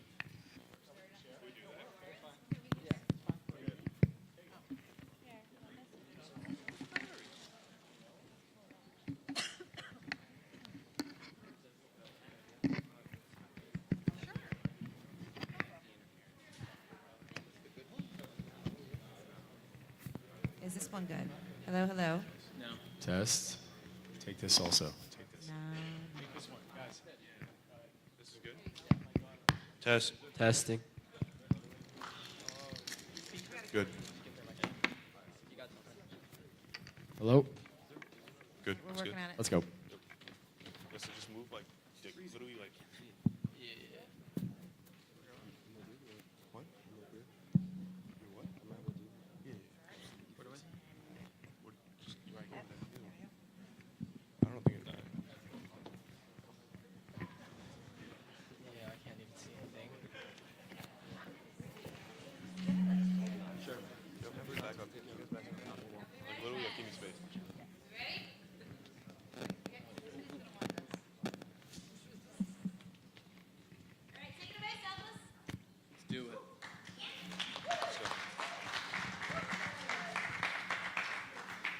Good evening, sharks and audience, and welcome to Pitch Night. We are Selfless, maximizing potential through social good. Let's meet the team. My name is Justin Sherman. I volunteer at the Roslyn Tennis Academy, and I believe in volunteering. My name is Trevor Young, and I volunteer at the Roslyn Summer Academy, and I believe in volunteering. My name is Noah Stitchway, and I also volunteered at the Roslyn Summer Academy, and I believe in volunteering. My name is Anna Feinberg, and I volunteer at a tutoring center in Roslyn, and I believe in volunteering. My name is David Sun. I volunteer at the Gale Community Center, and I believe in volunteering. And my name is Alex John. I volunteered at the Roslyn Summer Academy, and I believe in volunteering. Being socially responsible is very hard, and it shouldn't be. Noah, let them know why. So it starts with a coordination problem between volunteers and organizations or small businesses. Now for volunteers, we know that a lot of the time, it's difficult to find volunteering opportunities that are fulfilling and engaging. And as far as organizations, nonprofits and small businesses are struggling to find engaged volunteers and having a very difficult time building impactful corporate social responsibility programs, respectively. And that brings us to the current solution problem. And I say current solution problem because the current solution is the problem. As a group, we've researched across the top academic high schools across the island, and we found out what they're doing in terms of volunteering and philanthropy doesn't compare to what we're doing here at Roslyn. And I'm sorry, but that's not good enough, because throughout multiple meetings with Mr. Goldspiel, we've acknowledged the fact that what we're doing here at Roslyn isn't good enough. And the void in the volunteer space amongst high schools across the island will never be filled unless a business like Selfless is implemented in the districts. So Sharks, now more than ever is the time for companies to enter the corporate social responsibility world. We found over extensive research that companies that have a strong CSR program implemented have found increases in employee environment, customer retention, as well as having great financial gains. But here at Selfless, we want to highlight the fact that companies that have a strong corporate social responsibility program, as you are going to have those financial gains, you're also going to become a better company overall, as well as making the world a better place. So how do we help? So Selfless offers a volunteer app where we matchmake volunteers with organizations based on their interests that they can input. We also offer a volunteer journey system where volunteers are able to document and record their experiences and show their growth. We also offer a direct chat system, so you no longer just have to call that random number and hope that someone else on the other side is going to pick up. And then finally, we offer a portfolio creation system. So once again, the volunteers are able to document and record their volunteering experiences, and this can be used for things such as job applications or college applications. So Justin, how else can we help? Well, we are a CSR planning team, and what I mean by that is we meet with these small businesses. We discuss with their CEOs and VPs what their core values are. After figuring that out, we then develop these opportunities with the nonprofits that we've networked amongst to find volunteer opportunities for the students. Throughout these events, we document these events with pictures, videos, and social media posts to let the world know what this small business is doing to make the world a better place. And lastly, we have a corporate social responsibility report, which basically consolidates everything I just told you into a booklet, which is for the stakeholders, the shareholders, and employees to make them proud of something bigger than themselves. So let's highlight the collateral impact that's going on. Now, we target students as well as organizations. Now, the reason why we do this is because organizations obviously need volunteers to operate, and students need the organizations to be able to volunteer. And our CSR counseling immensely helps these small businesses build impactful CSR programs. And all in all, it helps the people in need, which makes the community and the world a better place, one volunteer at a time. So now I'm going to walk you through the Selfless process. When you first open our app, you are faced with you can create a username and a password where you will activate your Selfless account. Then you can pick if you're a volunteer or an organization. If you're a volunteer, you will then fill out a quick survey that will allow us to create the most personalized volunteer experience for you. Next, after you're done signing in and inputting all your options in the survey, you're presented with the home screen on the Selfless app. Here, you're suggested with potential organizations that you may want to volunteer on based on what you input in the survey you took previously. And then You can head over to your profile page where you're welcomed with your rating based on how you performed in your previous organizations. And also it lists past experiences that you volunteered at. And while you're at the profile page, you're presented with the volunteering journey. Here you can see geographically where you volunteered and when you volunteered. We also implemented our own reward system, keeping track of your personal goals. Next, there is a place for the organizations to track all of their volunteers. They can make sure that they know exactly what is happening on the volunteer side of the company. Also, we have one of our key features is the chat feature between the organization and the volunteer to ensure for a quick and smooth form of communication right on our app. And we also have a news feature where all the organizations can post different current events that are happening in their organization, and the volunteers, so they'll know exactly where and when to help out. Now, Sharks, we've had multiple meetings with assistant superintendents throughout the year, all across Long Island. And with all these meetings, we had some very good key takeaways. Firstly, we learned about penetration pricing. Basically, once we land our first school, it should be like a domino effect in terms of implementing Selfless into these other school districts. We also learned about privacy laws and safety as we were dealing with very sensitive information provided by minors. Lastly, we also got additional emphasis on how our current solution, volunteer access here at Roslyn High School, does not suffice. And now that we're all Roslyn High School students, we made surveys for our fellow peers to see how they felt about the Roslyn volunteering opportunities. And we made our own surveys where we surveyed our peers. 48% of the students interviewed said that the general volunteering experience here at Roslyn is very confusing and hard, while another 34% additionally said that it's simply just they didn't know where to volunteer at. On the right here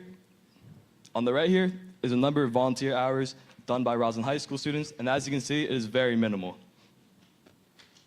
So Sharks and audience, that brings us to the CSR validation part of our presentation.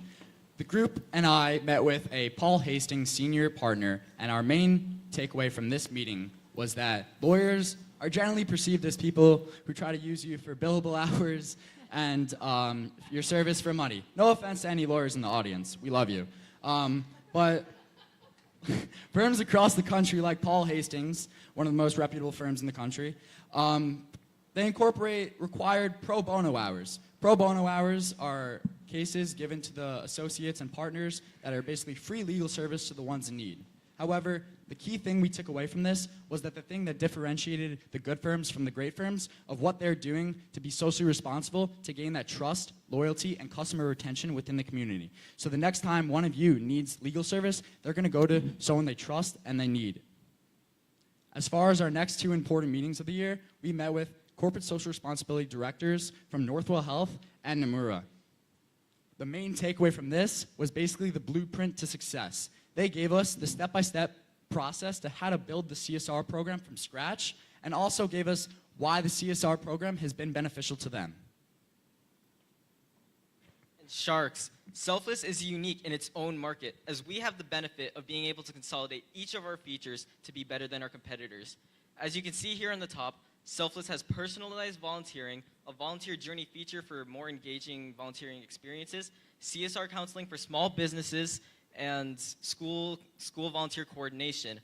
One of our competitors, Volunteer Match, while it does have personalized volunteering and CSR counseling, it lacks an engaging volunteering experience, and it doesn't have school volunteer coordination. Another one of our competitors, Benivity, only has CSR counseling and has nothing that could appeal to volunteers at all. And finally, there's Volunteer Access, the service that we use here at our school. And from our firsthand experience with the service, we know that Volunteer Access lacks variety for volunteers, and as it has an unintuitive interface, no proof of growth through volunteering as there's no features such as volunteer journey, no CSR counseling, and it only has school volunteer coordination. So for our target market, we have school districts, nonprofit organizations, and small businesses. For the school districts, those are going to be our students who are the ones that are using our app to find those personalized volunteer opportunities for them. For our nonprofits, we have the volunteers, as these two go hand in hand with one another. You can't have the nonprofit organizations without the volunteers, and you can't have the volunteers without the nonprofit organizations. And for our small businesses, these are going to be our customers who are trying to create an impactful CSR program that we will help do this for them. Sharks, we heard your advice from last time and we're taking it. For our TAM this time, we're focusing on the magnitude of the impact that Selfless can bring. Selfless can help up to 7.06 billion potential volunteers be more engaged, and of that, 614 million secondary school students have a better resume from relevant and personalized volunteer experiences. And as for CSR, Selfless can help up to 16.7 million small businesses to create more impactful CSR programs. However, let's not get ahead of ourselves and take a look at a more realistic SAM for a startup like us. Now, let's look at our SAM revenue for our SAM of the United States. Taking our SAM factors into account, we'll be getting a approximate SAM revenue of around $3 billion for our SAM. For our marketing strategies, we are going to be mostly utilizing Instagram, TikTok, and Facebook, as we feel that these are the most prominent social media platforms that people use, especially Facebook. We are going to be try to be reaching those parents who we know love to be overly involved in their children's extracurricular activities, so we can really get that audience. And we know that Instagram and TikTok, a lot of children and teenagers are always on constantly. And for another one of our marketing strategies, we did a selfie called Selfless Selfies, which was a hashtag where all of our teammates, we went to volunteering experiences and we took pictures of us doing it to post it on our Instagram, just to create a community and show that we had a lot of fun while doing this. Yes, and on the right over here, you can see a sample marketing material which reflects Selfless's core beliefs and brand values. And all in all, our marketing strategy aims to associate Selfless with with social good, philanthropy, volunteering, so that we can establish and have our brand become more recognizable to be a useful asset in our growth. Now, of course, we have to pair our marketing strategies with our sales strategies. We'll be having dedicated representatives be going out to businesses that we identify as potential customers to sell our corporate solutions for CSR management. And similarly, we'll be having dedicated sales representatives going out to school districts to offer them with our school volunteer coordination system and citing the potential positives on the individual student's resume as well as on the entire district. Selfless will be making money through two means. It's our volunteering app and our CSR services. For our volunteering app, we'll sell our services to schools at a yearly subscription with prices that will base off how many students are in the school. And for the individual volunteers, we'll be advertising on the app. For our CSR services, we'll give contracted CSR management to small businesses that lack the manpower to be able to manage their own CSR department. Now, let's look at our 3-year financial summary and estimate. Now, as you'll see soon enough, our Selfless is focused on year-by-year growth instead of revenue. However, despite doubling our SG&A year by year, we're still able to maintain a healthy revenue that we can use as dividends for our Selfless investors or to invest back into Selfless. And here's our SG&A for our first year. Around 2/3 of our SG&A will go towards sales and marketing, in which we will need to hire marketing staff and sales staff. The rest of our SG&A will go towards administrative costs and developers in order for us to keep our app running smoothly throughout the year, and there are also some miscellaneous costs that we may need to use. In total, our SG&A for our first year will cost around $985,000. Now for our ask, we're asking for $600,000 in return of 40% of our company. Now the majority of our ask is going to go to app development as well as staffing and utilities. Now our mentor just so happens to develop apps for a living, and he confirmed with us that a $200,000 ask is very realistic to develop an app as great as we are trying to develop. Now, before we go, as we conclude our final pitch for Selfless, for both Incubator and Accelerator, I just wanted to go back, rewind, and reflect on what actually inspired us to start Selfless in the first place. Selfless was born from our collective desire to help people be the change that they want to see. As we are all volunteers, we've witnessed firsthand the struggles that volunteers and organizations face when trying to do more social good. And at the same time, we've researched and noticed the immense benefits that a successful CSR program can provide to a company in terms of both its financials and giving back to its community. The world needs a platform where people can reach their maximum potential through social good, and thus we're here to create it, and we need your help in serving this massively underserved market. By investing in Selfless, not only are you investing in the dreams of 6 young, driven social entrepreneurs, no, you're investing in a movement that will empower billions of people and millions of companies to do more social good. So Sharks, I implore you to make the selfless choice. Invest in the change that you want to see for yourself, for your community, and for the world. Thank you. And please direct your applause to Misty Pietro and Matt Weinberg, our amazing mentor, who we 1,000% would not have succeeded without. Thank you.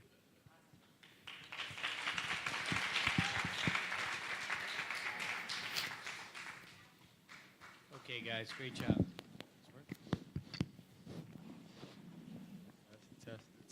Test. Test. Monica.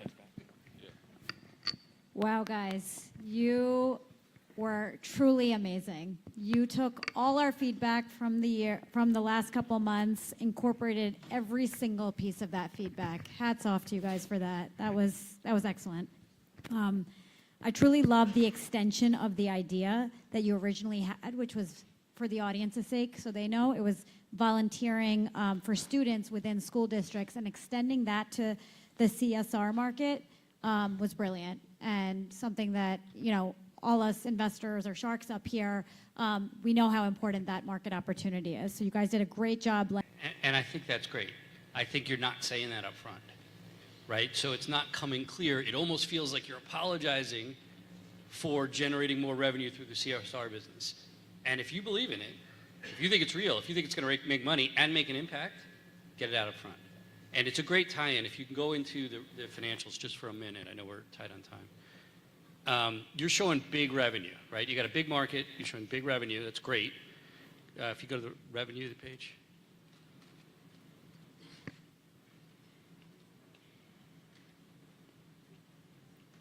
No, the model, sorry, the model.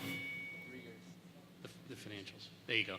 Right, if I'm reading this right, you're showing nearly $8 million in revenue, and is it 3.4 million or 340,000? Sorry, which year? Over here on the right, in year 3. On the year, yeah, I think $342,000. I think it's 3.4 million based on the graph.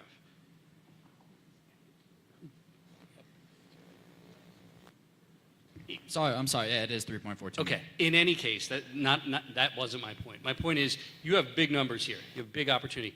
Now go to your cost structure for a minute. You're showing an SG&A of 600,000. Right, 900,000. Thank you. So that's a big number, right? So you have a pretty big cost structure.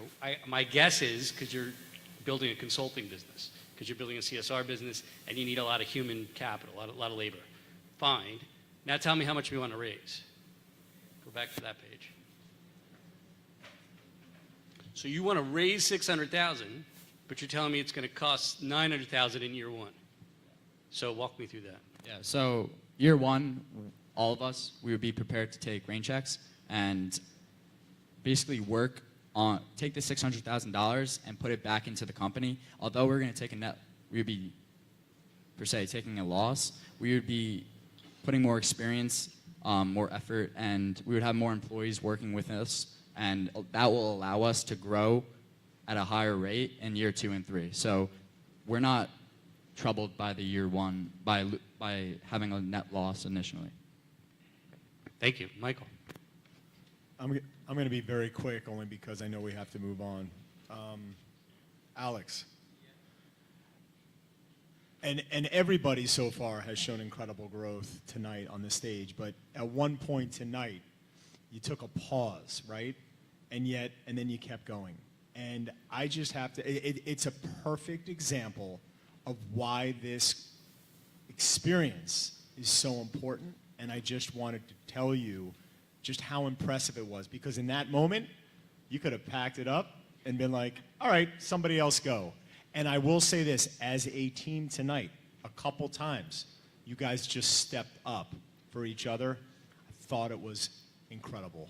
Excellent job, guys. Thank you. Thank you very much. Nice job.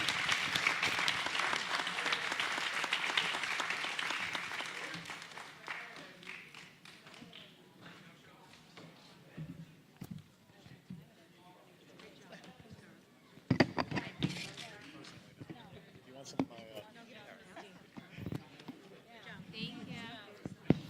Good work. So you were taking one.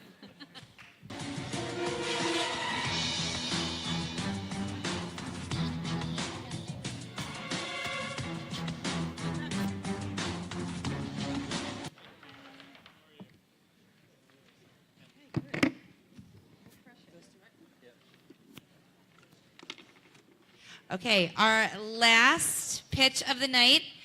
They've been waiting this entire time. Let's give them some love. Spike. Hello. Hello.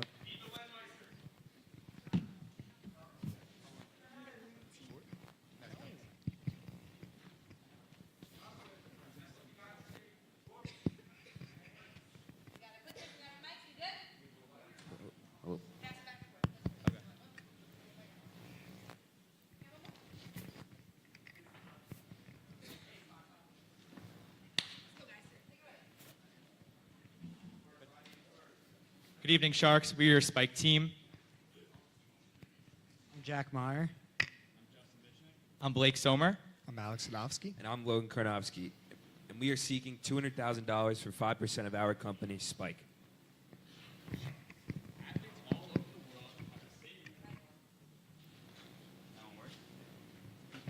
Thank you. Sharks. Athletes all over the world have the same uniform from head to ankle. This promotes team unity and team camaraderie within themselves. But once you get to the cleats, there is a major issue. Athletes like to wear their specific cleat that allows them to perform the best on the field. This does not promote unification and definitely does not promote camaraderie. As athletes, we know how important it is to wear the exact cleat that we prefer while also being unified on the field.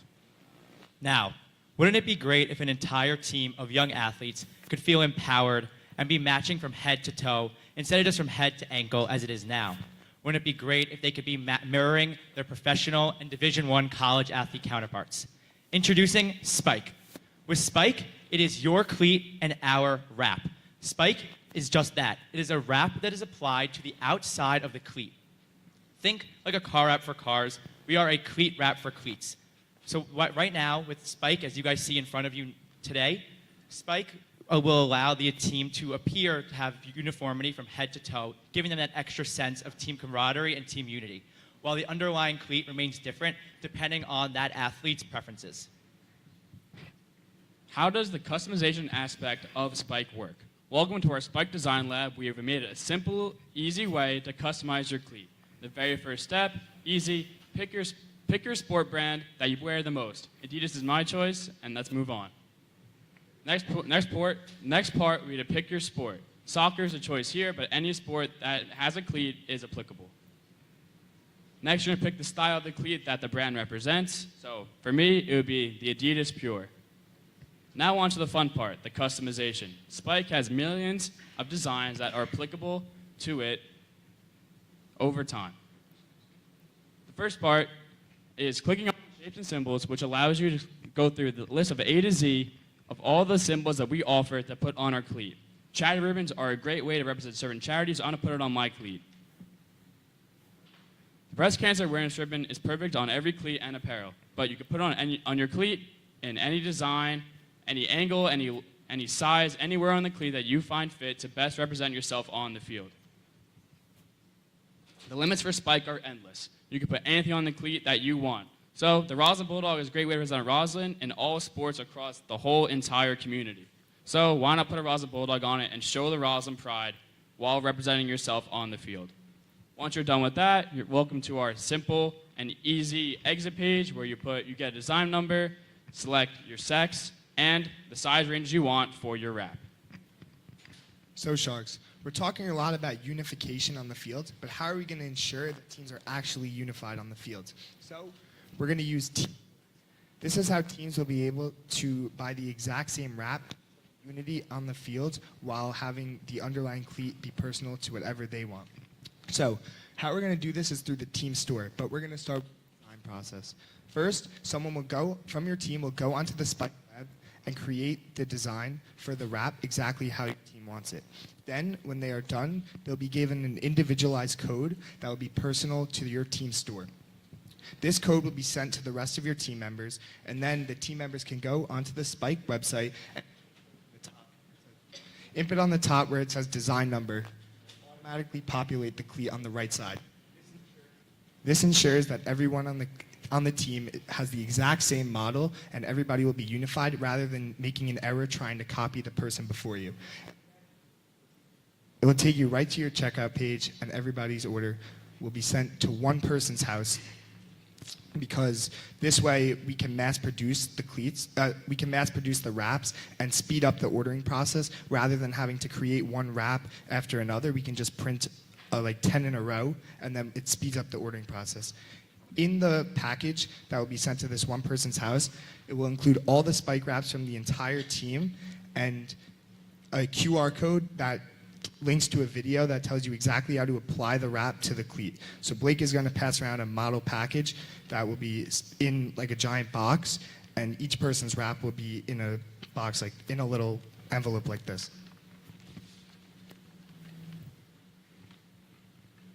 So you might be asking, what is the financial side of ordering in bulk?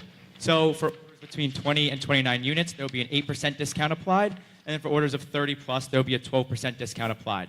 And just for reference, the Spike is $20. It's a unit price of $20 for each Spike wrap.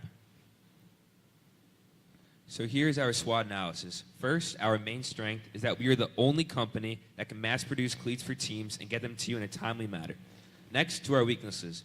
We have no brand recognition as we are still a young company and we are still in development and looking for ways to expand. Some opportunities for us down the line would be to move to sports like tennis and volleyball that do not use cleats, but we know that there would be a lot of interest in customized footwear. And lastly, some threats would be user issues on our website. So for our target market, we have 4 different targets. First, kids aged 12 to 18. This is because at this age, most kids are on social media, so they'll be able to see our product, whether it's on Instagram, TikTok, or YouTube, and they'll see it and they'll send it to their sport team group chat. And then they could talk, and they might want to get the product, so they'll talk about it, and somebody will make a design, and we just believe that this is the right age group for that. Second, organizations. So this is like Albertson Soccer, any lacrosse club.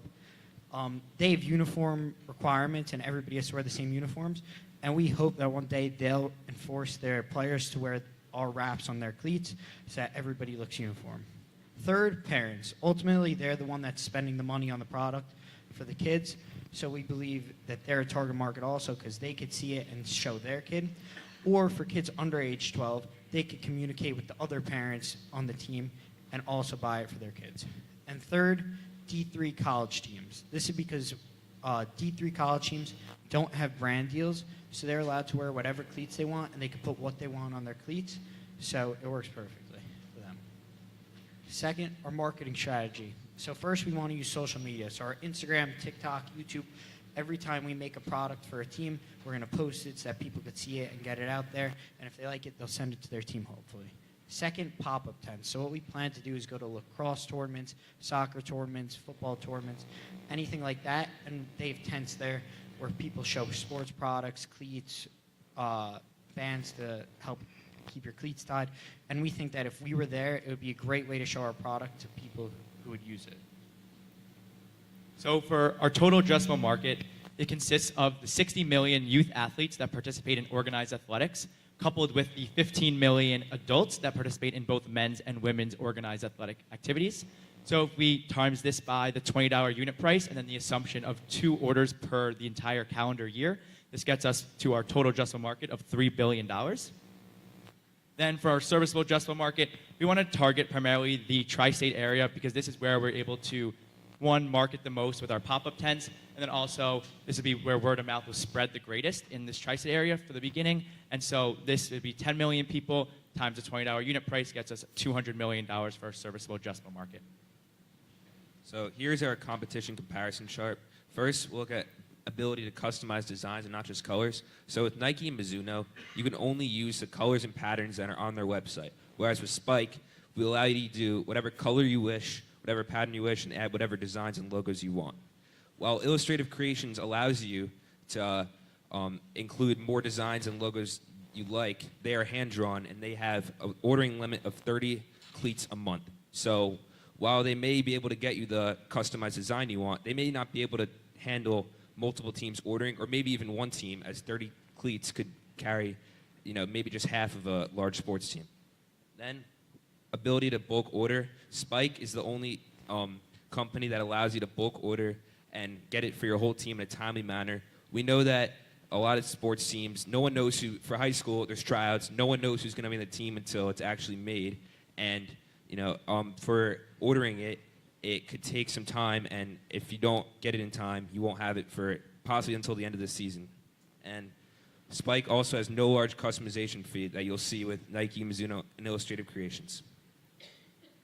So, why are we different? We are the only company that is mass producible and able to get you and your team the customized cleats that you deserve in a timely manner. Next, our pricing, which is $20. We save you a lot of money on customizing cleats, whereas with other companies, it may cost you about $100 just to customize whatever design you'd like. And lastly, advanced customization. We allow you to use whatever patterns you like and whatever designs and logos to add to your cleat. So the basic functionality of Spike is a customizable wrap to your cleat.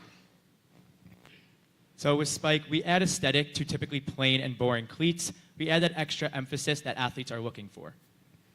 And if you take it a step further, Spike gives you that look good, play good feeling that all athletes want. Every athlete wants to go up there and look confident, and it ultimately helps them play better, rather than someone who just looks like they picked up the sport yesterday and everybody's laughing at them. So we think Spike gives you that look good, play good feeling, makes you play better on the field.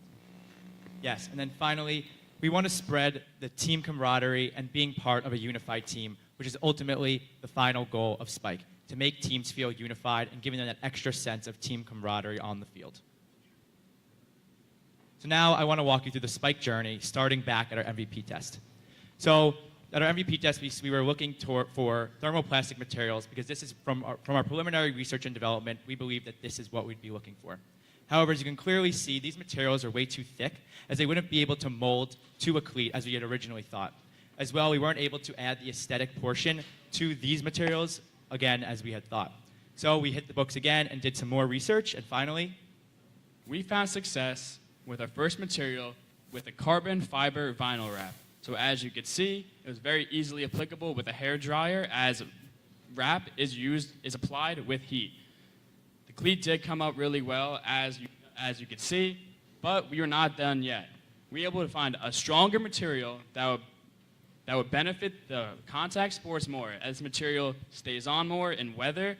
And this material is an intermediate performance cut vinyl that's more durable for the cleat and adheres much better to the cleat. Sharks, in the past, you've asked about if removing the wrap from a cleat will destroy the cleat itself, but we're here to show you that it's easy and there's no damage to the cleat, as you just see from this demonstration. so since we've last seen you Sharks, we've had two really important meetings. The first being with Victor Gomez, who is the Director of Programs and Operations at Epson America. Epson being the large printer company. So when we first spoke with Mr. Gomez, he told us about different types of printers, the most common one being large format printers. He told us that there are different printers depending on the volume that you're looking for, the width that you're looking for, and the types of colors that you may be looking for. Then with our follow-up meeting, we narrowed it down to 3 different printers that would be able to use. We then on our own decided that the SureColor printer would be the most effective for us. This is because it is a printer as well as a cutter all-in-one, meaning that it, one, prints the aesthetic design they're looking for, and then also cuts out the vinyl wrap to be exactly what the customer ordered. So instead of having a separate printer and a separate cutter, the most effective way and the most efficient process for us would be to have this all in one.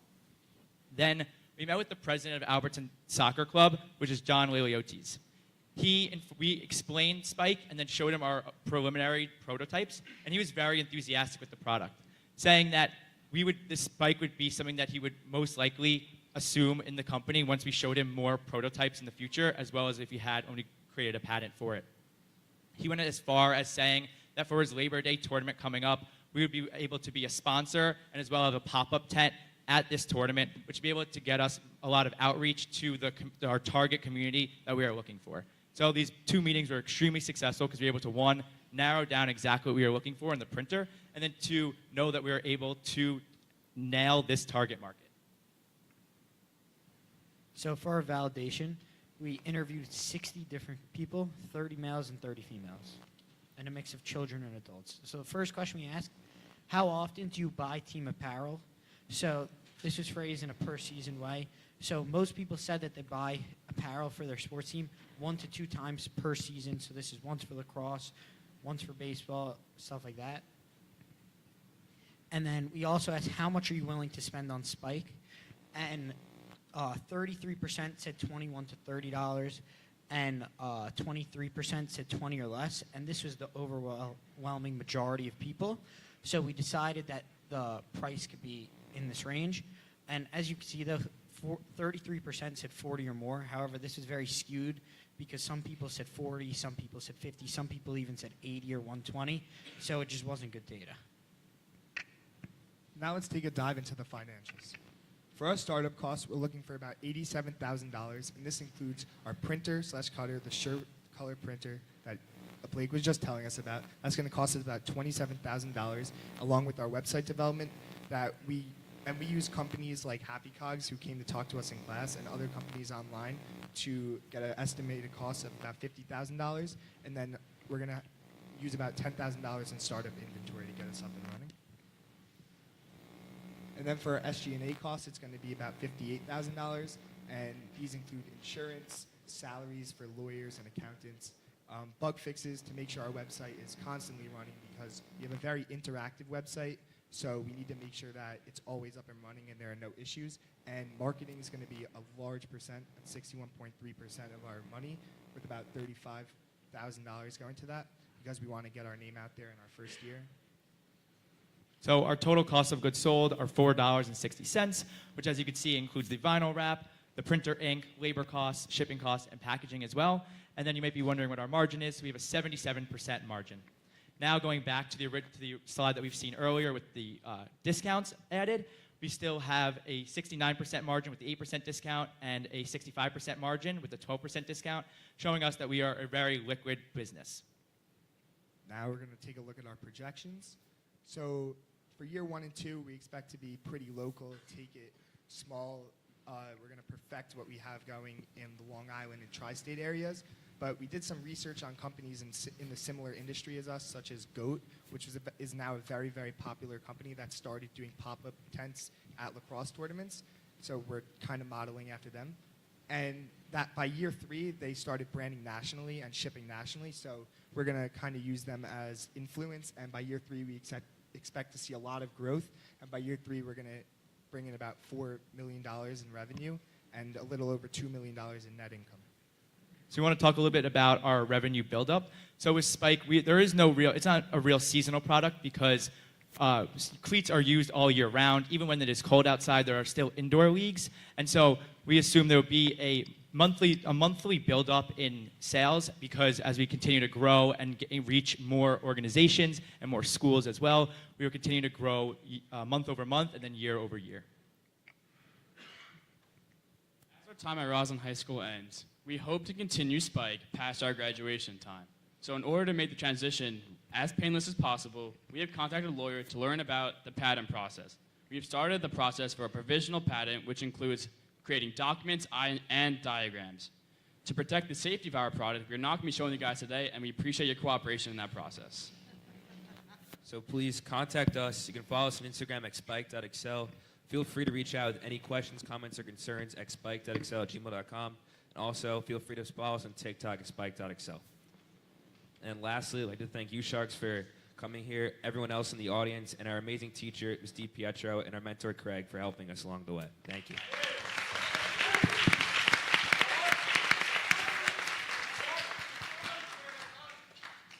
Nice job, guys. Scott? Great job, guys. Another awesome presentation. I'm going to be the Simon Cowell of the group. and I wouldn't normally do that with the ACCELerator guys on Monday. So I think the business works. My challenge is the product. And when you're looking at the product, it just doesn't look like a product I'd spend the amount of money that you want to charge for it. To me, it's not a very pretty product, to be honest. No disrespect. My question is, how are you going to able to get the design level up that enough people are going to want to buy this product in order to make the business work? So right now, what you see in front of you, there is no customization factor added to this. So because we don't have the funds right now to purchase a $27,000 printer, we weren't able to add that customization factor that would be applied to basically every single spike wrap. And so what you're seeing in front of you right now is just the basic wrap that you'll see. And so in the future, the wraps will be much more aesthetically pleasing. Great answer, thanks. Marissa. I love when we disagree with each other.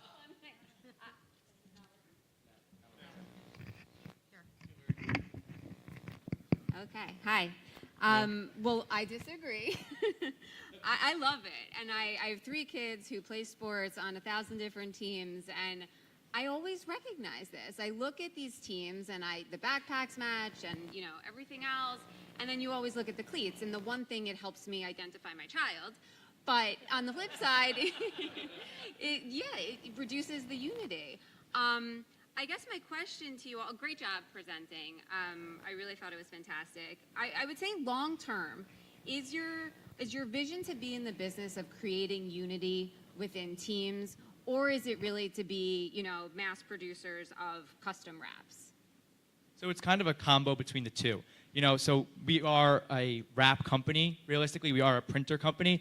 But this part of team unity and team camaraderie is extremely important to us, as you all are athletes playing on teams and team sports. We know the importance of having a strong team camaraderie. So that will always be extremely important to us as we continue to grow. So we'll never lose that part of Spike, but we are a printer wrap making company through and through. Okay, great answer. One other just suggestion I love the idea of the add-on stickers and the connection to, whether it be Breast Cancer Awareness Month and so forth. I would like the idea of being able to target your customers throughout the year with that messaging and create add-on opportunities versus it be a part of the initial purchase, right? Because you want to be able to retarget them with something that could be relevant, and they might not be in the market for an additional wrap, but they could be in the market for a $2 sticker, right? So again, it's just creating the loyalty amongst the customer so you have the repeat purchase. Thank you so much. Lance. Hey guys, so amazing job. I'm on the Marissa side of the equation, Scott, sorry. I think you guys crushed it. I think, look, you guys took a lot of our feedback from the first couple meetings, which I love, and you sort of simplified the product. You thought about how to make it better. You thought about how to print it. It's just incredibly thoughtful, and I love seeing how iterative you are. Look, guys, at every business that you guys grow and build, whether it's this one or others, you'll fail, and then you'll iterate, and you'll figure it out. And so I love seeing the iterative journey you guys have taken here. It's really impressive, and each one of us who have run businesses or built businesses have gone through it. So I think that's amazing. The question I asked you guys the last time that I'm still not 100% comfortable with or sold on is, have you guys done the work, like we talked about the last time, to go through the X number of potential cleat varieties and say, hey, this product will work for every cleat variety, because that's basically what you guys are selling?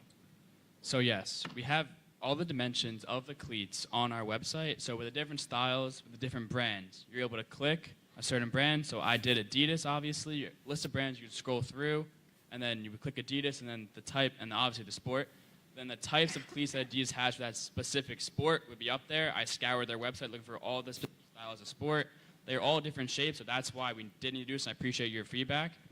So yes, we have the different types of wraps, the different cleats. So it would come in the mail perfect for your specific cleat and the style of cleat which you prefer. Thanks, guys. Annika. You literally just answered my question.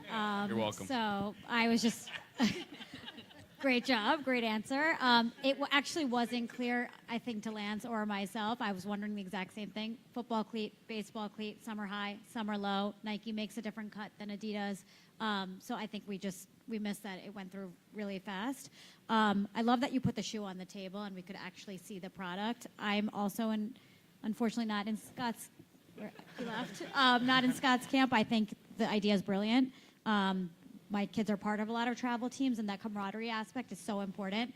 So I really like Marissa's question because as I think as an investor, you're doing this for cleats now. What else can you do this for in the future? That's really what we want to see, right? This can move past just cleats to maybe basketball shoes, right? Or other types of athletic shoes. So I would have liked to see some of that called out. And then the repeat purchase. I think you made it really clear it's super easy to put on and take off. And what I would have liked to hear then is also like you'll use a different one in the spring, a different one in the summer. You might want a different color in the winter. So an average purchase is maybe 2.5 times a year, right? So I would say, like in the future, I think this is a super viable idea, but as investors, just show us that it's not a one-time purchase, right? It's 2 to 3 times maybe a year, right? And so overall, I think you guys really hit it home in terms of why this is important and took our feedback really seriously. So awesome job. Thank you. Thank you. Michael. If you can, go back to the slide that you showed the materials, the progression, right?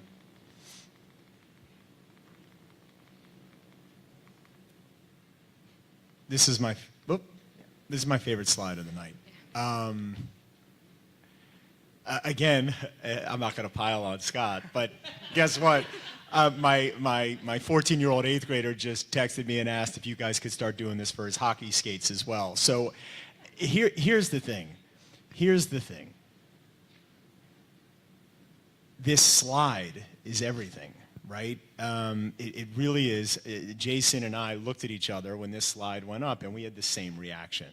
I think this presentation showed the feedback we gave you from day one. And listen, at one point I turned to Jason and I just said, I just want to make sure I'm clear. We're not buying the cleat, we're just buying the wrap. And this was sitting right in front of me, by the way, but there was a slide or two where I still, right, I found it a little confusing. But that's it. I just had to make those comments. This slide is so important, and I think that, quite honestly, I think that there were other groups even tonight, and also Monday night, but Monday night, it's a different class, right? It's incubator. It's not at the level you are. But it's so important to put this up there for so many reasons. Excellent job, you guys. Thank you. Absolutely.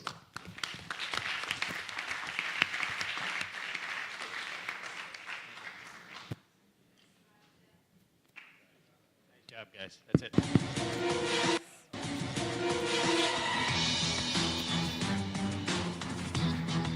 All right, great job, all the teams. Proud of you. Great job. Sharks, you're off to do the impossible and pick tonight's first and second place. And we're going to invite up the Ignite Foundation. I have too many things in my hands. These will be yours. Testing. Are you going to go off to decide, or you want to stay for this? Okay. All right. So let me take it away. Let me introduce. We have Mike Mashal. Yep. None of them are working. Okay, we're good. Great. So we're very, very fortunate to have the Ignite Foundation supporting our Incubator Accelerator program here at Roslyn High School. And I will give the working mic to the board here. Thank you, Jen. Extremely tough act to follow. Let's say it one more round of applause for all these students. They were incredible tonight. Really great job, everybody. On that note, my name is Bobby Massari. And I'm Michael Mashal.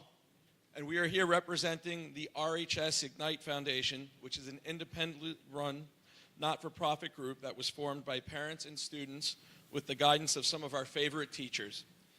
Thank you, Mrs. Murphy, Mr. Goldspiel, Mrs. DiPietro, and our community champion, Jason Garmise.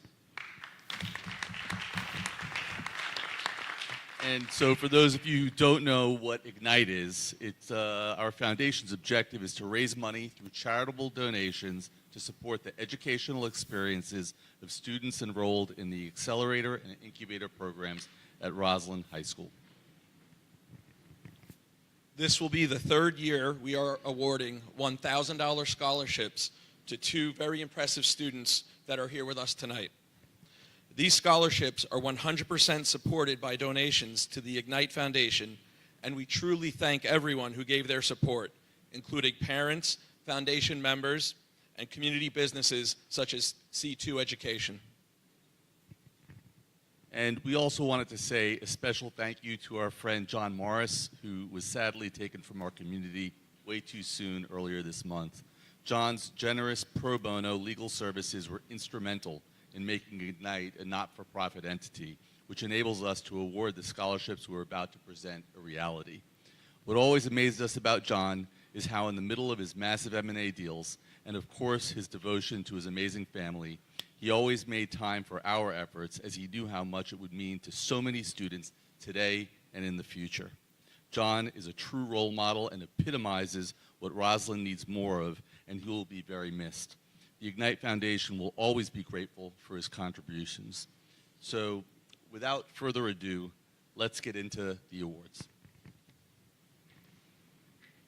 The first award is the Entrepreneur Leadership Award, which goes to one of the latest Duke Blue Devils to come from the Roslyn community. Blake Somer, please come up on stage.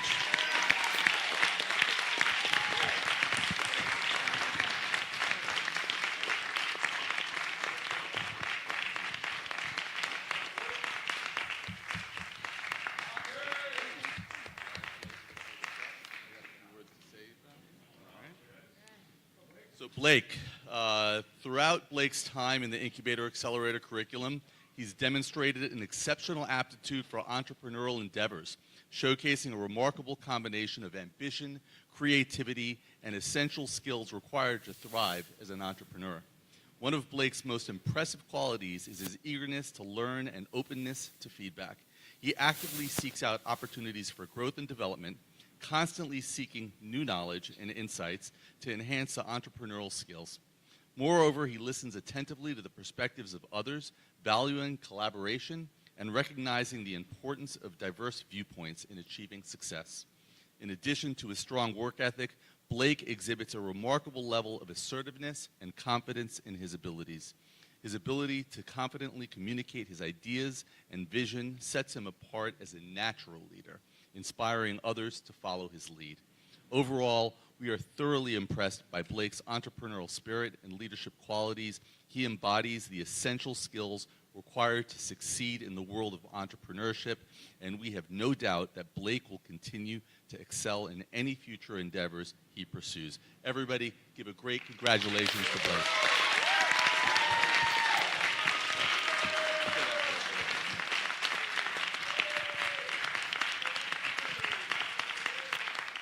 Thank you, Mike. Congrats again.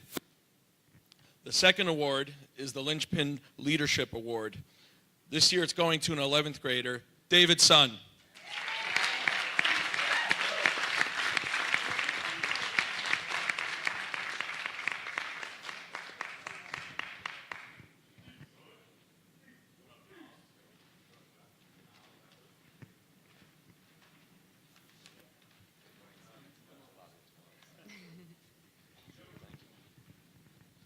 A linchpin is an indispensable or irreplaceable person, a person or thing that holds something together, and David is just that. Last year, David was a key element in his company, Selfless, winning on pitch night. He was able to navigate difficult situations in the team dynamic and showed great leadership. He was willing to learn financials as well as work on his public speaking. David has an incredible attention to detail while still being able to see the big picture. This year in Accelerator, the team dynamics changed again, and David showed leadership in a different way. His team was divided about the best path for success in Accelerator. He was able to discuss the pros and cons of each direction's possible outcomes and help the team come together to move forward. He did not back down because of the loudest team member's opinion, but thought hard about the most important aspects of the business. He helped facilitate active discussions and bring the group together. David is also wonderful at asking the right questions. He is more aware of what he doesn't know than most adults. Instead of pretending a problem does not exist, he looks around corners to see what is coming.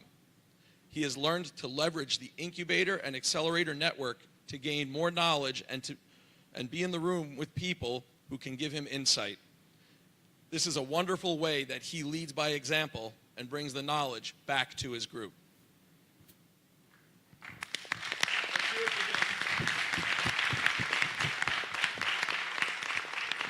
Guys, congratulations to both Blake and David. You guys have done a phenomenal job in this course, and we were highly confident you'll take this forward, and you guys will be huge successes in the remainder of your future endeavors.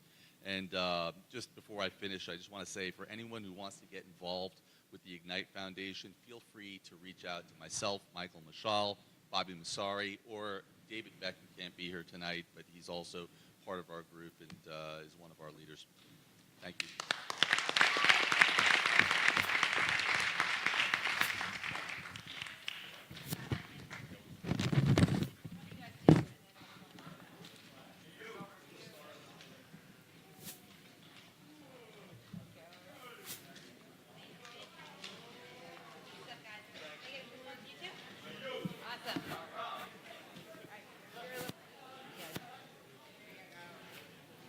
Those big checks are so hard.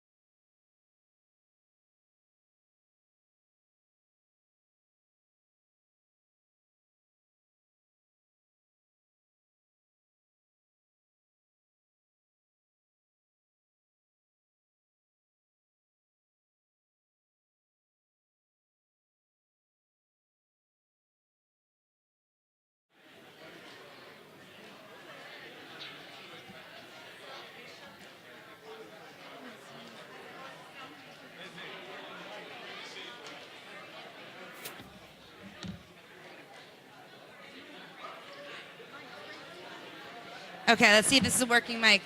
I just got it. Cannon's here. We need plaques and we need trophies. All right, if everyone could come back, we have our results. Okay, so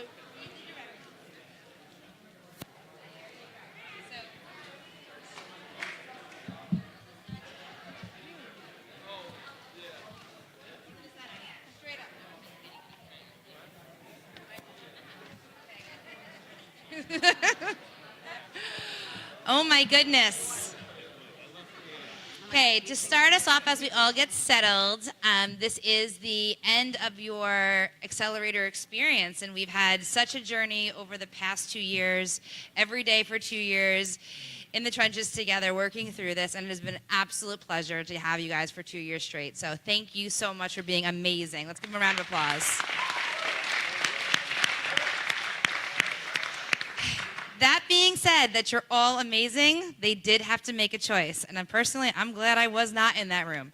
I don't know what it came down to, but they did pick their top two winners. And second place goes to Selfless. Come on up, get your back. Of course. Great job, guys. Congratulations, congratulations. Come take a picture. Congratulations. I know. Congratulations, guys. Second place. Let's hear it for Selfless. Fantastic job.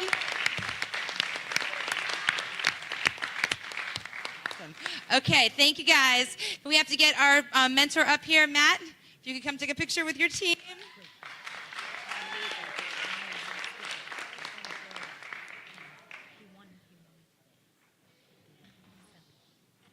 Congratulations.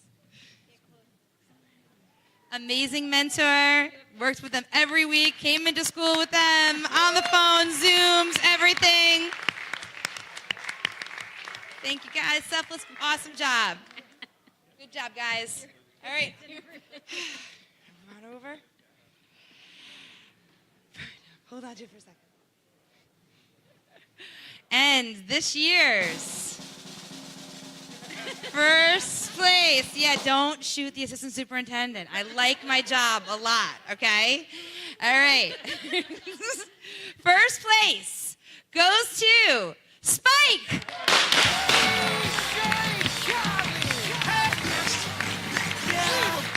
All I do is win, win, win, no matter what.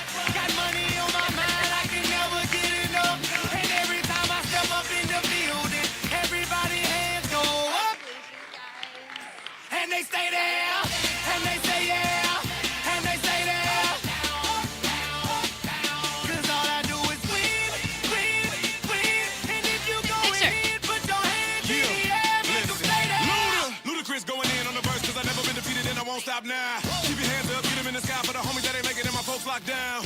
I never went nowhere, but they saying Luda's back. Blame it on that conjure, the hood call it Luda Yak. And I'm on this foolish track, so I spit my foolish flow. My hands go up and down, like strippers' booties go. Me, Craig, the mentor up here. Tight like a million birds. The one who came into school so many times. Can't never count me out. Yeah! Got 20 bank accounts. Accountants count me in. Make millions every year. The South champion. 'Cause all I do is win. Great job, everyone. Thank you for a fantastic pitch night. We appreciate you coming out. And every time I step up in the building, everybody hands go up. And they stay there.